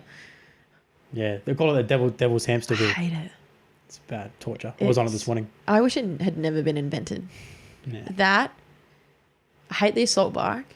And any, like in the gym, I hate split squat, but it's like the eccentric, like slow release down and then hold and then up. Oh. I hate it. Yeah, because it's harder. Absolutely. the two hardest things, I'm like, I hate them. Eccentric, ISO hold, and then back up. I don't mind an ISO hold. I got to do those for my prehab, but hammies. Hey, hammies. Yeah, I have tendinopathy in my left and mild on my right. High up. Yeah, proximal. On the ischial tuberosity. Oh yeah, which is your bum bone. Yeah, exactly. That's the sitting bone. So yeah. Technical names. Yeah. Bum bone. Yes. It's my so is that the one bone. you have to lie, shoulders on one bench and put your foot out? Yeah, I can do a bunch of different ones. So or is just that the one changing angles. You do your GHD. Yeah, so you can do that one. You can do on the floor, and then raised. But I've also got this one called donkey kickback. Oh yep. Yeah, that one. And all the girls down at Revo. Donkey kickbacks. I love that one. I don't mind it because I don't have to get down onto the floor. But there was one other one that I have to do. Or the glute one where you push your on one leg, stable leg, and push against the wall, and your leg that's raised. Oh yep, yeah, I know what you're talking about. I can't remember what it's called. I can't remember what it's called, but I've seen it. Yeah. I don't think I make half the names up half the time. Yeah, well, you pretty much do. You just steal someone's stuff and then rename it. That's all S&C is, and laying out cones in a straight line. Which is fucking hard to do. So hard. It's not that hard. It's not like people are like, don't you fucking get the one cone straight, mate. Yeah. Because even when they, because I try to go off how the groundskeeper like cuts the grass, because I always leave the lines. Yes. Sometimes they're wonky. I'm like, fuck. Yeah, it's the hardest thing. And people give you so much shit. I mean, I give the S&C sometimes shit if the cones aren't. And it has to be colour coordinated. So yellow, white, red. I'm all about colour coordination. Yeah, it looks so much more, so much better. It's more professional, I reckon. So if you're going to, pretty much imitate a strength and conditioning or whatever it is, exercise, call it something else, make sure that your cones are in a straight line and they're colour coordinated, you're set. That's a big tick. Like when I first moved over here, the Sharks, the boys were like a bit scrawny and all this sort of stuff. And the biggest one was just they needed to exercise a bit of strength. And I kind of coined my own name. I called it Dr. Jacked. At the end of our like gym session, I was just like, all right, boys, we're doing my program, and I'm calling it like I'm Dr. Jacked, and I'm giving you like three extra like arms, like pipes and shoulders, whatever. Just end the session, the boys loved it. Yeah, and we then call it the beach session or the beach pump. Yeah, beach pump. I call it Dr. Jack. We're doing Dr. Jack, and then guys who like started to put on a bit of size, started calling it doctors. Like, all right, doctor, time to get in. Time to talk doctor time. So you're off season now. Do they give you like a strength conditioning pro, like a gym? You do that. You do your own sort of stuff as well. Yeah, so we get given one officially strength in the gym next week. This week was just like get back and settle in, all that kind of stuff. And then there's strength and conditioning coach at Swans. They communicate and they just go, this is what our program is, yay or nay. Yep, green light, sweet. You can do that type of running. It's what you need at the moment for the next 4 weeks. Here's your gym program. You don't have to do 3 sessions or 2 sessions. You can do up to, I think it was, we all said there's 2, but the second one's voluntary. Yep. Okay. But I'm like, just tell me to do it, mate, because I'm going to do it, you know? Yeah. Don't tell me it's voluntary. But I understand because it's like, it's off season. It's like, if you can find the time, do the second one. But yeah. Do you find the off season like a growth period?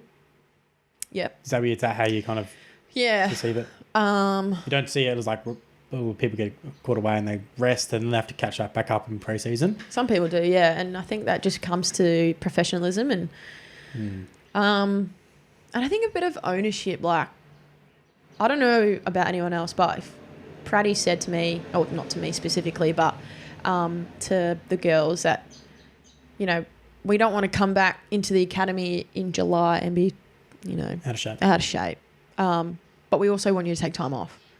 So it's just finding the fine balance between, okay, you know, I'm going to go down south for the Easter weekend, and that I know that's my break for the next 6 weeks, and I'm going to bust my ass for that long, you know, as an example.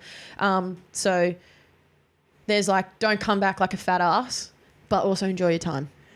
That's the balance, the hard balance, isn't it? Yeah, I'm still figuring it out 5 years in. So yeah. Well, you kind of sounds like you're getting on the right track. I guess we're saying like in season you kind of take the break away. It's always difficult, even like for myself, when like Christmas period is always the one like you go back home and you kind of it's hard. There's no training, but then like getting back on the wheel after is just as hard as letting go. Yeah, well, that's right? Like pretty much like the start and finish, or finish and start of our pre-seasons and then in season.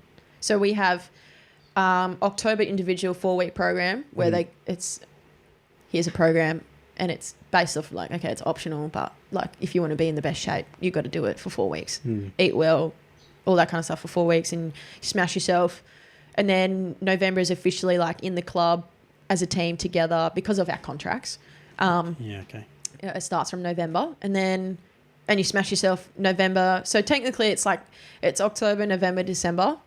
3 months of conditioning and footy and all that kind of stuff, and you transition in loads and stuff like that. And then we have 2 weeks, it's up to 8 days, I think, off between Christmas and New Year's. Oof. So 8 days, you can fit a lot of things in 8 days in terms of doing your work, the program that we get given as our transition program, and to keep us on the wagon kind of thing. Because it's hard when you're finishing up the year, everyone's winding down and you're kind of starting. So you've got Christmas, you've got New Year's, are 2 big days, nights. And it's like, I've got to do this hard work now and then I can have Christmas and I can refuel and go again for the next 3 days. Yeah. You know what I mean? So people look at it differently, but I look, okay, well, what day is Christmas? Does it fall on a run day? So I think this year... Christmas just gone, it fell on a run day, sorry. So I was like, okay, well, I'll change my run day to Monday or Tuesday, Thursday, Saturday, in my weights on the run days, just because, I want to have time with my family, but I'm still doing the work. Yeah. So, you know, we've got to try and figure out those balances as well because it's such a festive kind of season, but we've still got to stay very focused in tunnel vision. if you had it your way, put aside like contracts or whatever, Yep. and the time you have to be at the club, whatever. Yep. Having your way, would you want more time to prepare for the season, or do you need more time to prepare, or would you much rather have less? And Works hand in hand. So if our season's longer, need a longer preseason. Yeah. But right now, our preseason hasn't changed, and we're going in. So teams will be playing 12 games, 12 games if they make a grand final. 12 games, which doesn't sound like a lot, but when you're traveling and all that kind of stuff in season, it's a lot more. It's a lot different, and you only have 3 months of preseason. So 12 weeks and then 3 months of preseason. It's not really much of a difference. So preseason hasn't changed, but our games are extending. Getting longer. So you need more time. Whereas at the start of 2017, we had the same preseason what we've got now for 7 games. Okay. Right. So which kind of balanced itself out a bit. But now the games we're getting more games. Our preseason hasn't changed. We just start earlier. We start at the exact same time as what we did 5 years ago. So it's hard because you would know, obviously, as an S&C, you build, boys get a steady build and they just come straight up, nice, easy. You might have a couple of, setbacks, but they can still build quite nicely. Whereas ours is like, if you're lucky, you get October and then bang, it's like straight vertical. Like our load just goes straight through the roof. And then that's when we get soft tissue injuries and then you set back and people don't report them sometimes. So then it's even further back. So I think in terms of load and the time that we're given is not enough. Okay. To answer your question in a long sentence. Yeah, that's right. Yeah. So yes, we need more time. Yeah. Time. More time. Start earlier. Do you think they'll be received positively amongst if you were to get paid for it? Yeah. So October is we don't get paid during that October. That's that individual. That's off your own back. So it's optional. Yeah. So if it's optional, if it's classed as optional, AFL don't see it as the club making you do something without being paid. That's how we kind of get away with it. That's how we do our academy and all that kind of thing. So, okay. Here's a program. Do it if you want to be the best player you want to be. And of course, yes, you do. And you do. So you do it. Some girls might not do every session because either they can't do it or, there's one day can't be fucked. So, and that's hard sometimes when your sole focus is just to get, hit the ground running in November. That's your focus. Is that how the club kind of, they relay that message to you? Is like, we're not like gradually building up. It's just as soon as you come in November, it's go time? Pretty much, yeah. Like it's an introduction period for 2 weeks where it's like, we have like education. This is what the next 12 weeks is going to look like. We have like uniforms and all that kind of. It's just such it's pulling teeth sometimes for someone who's been in it for so long. But I mean, 5 years is not that long, but still a significant time. Yeah. So yeah, it's just I don't know. I think I'm just used to it. Yeah. Okay. So I think someone coming into it's like, whoa, it's like a slap in the face. You still start with 2K?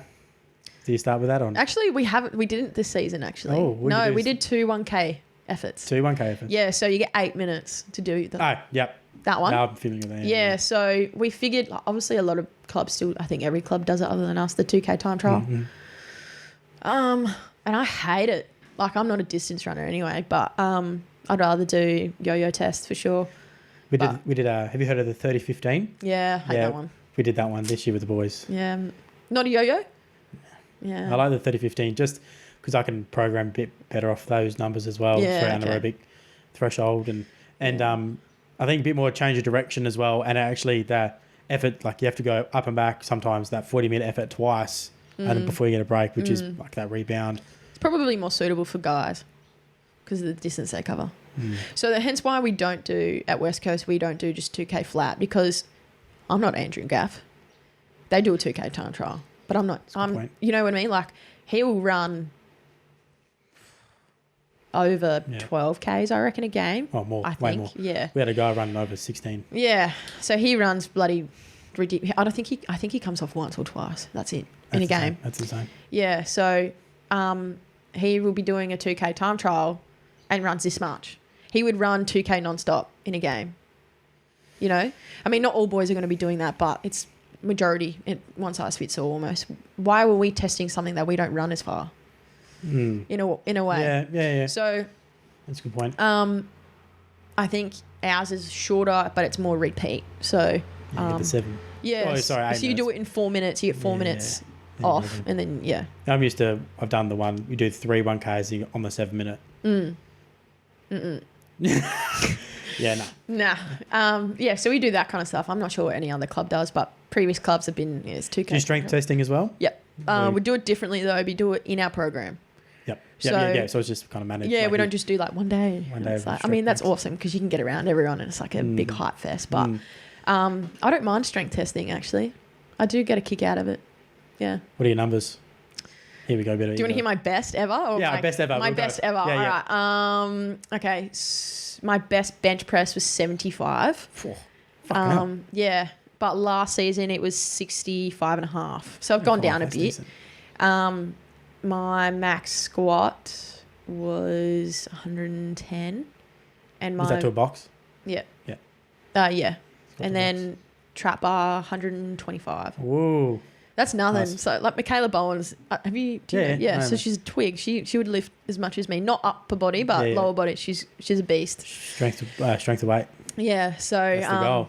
Yeah. Relative body weight. I was top 10, so I was happy with that. Yeah. And then vertical jump. I think mine was higher than Janzi and Paz, our ruckman. Oh. Yeah, I played ruck in the first derby. Did you? Yeah, I played ruck twice this season. Yeah. Because I can jump. Yeah, jump and physical. Yeah. So I just compete. I don't necessarily hit, and I'm left-handed when I hit with my ruck taps. Spoiling and ruck tap, I'm left-handed, but I'm right-footed and right-handed with everything. That's else. weird. And I eat left-handed. What's the other foot? Yeah, opposite way. Yeah. Fun fact. There you go. We'll put that up as a promo. Yeah, fun facts with me. But yeah. I think we do so vertical jump, and that's. Yeah, we do one with the hands on the hips with the pad. Oh yeah, the kind of movement jump. Yeah. And then we do drop jump as well. Oh, okay. I hate that one. Kind of gives me a sore back. Jarring it. Oh, you have to jump off the box and land on the floor. You drop off and then quick. Yeah. So I understand the purpose of it, but it's not very comfortable. Reactive. Yeah. It's interesting. Do you do the mid-thigh pull? Do you have like the...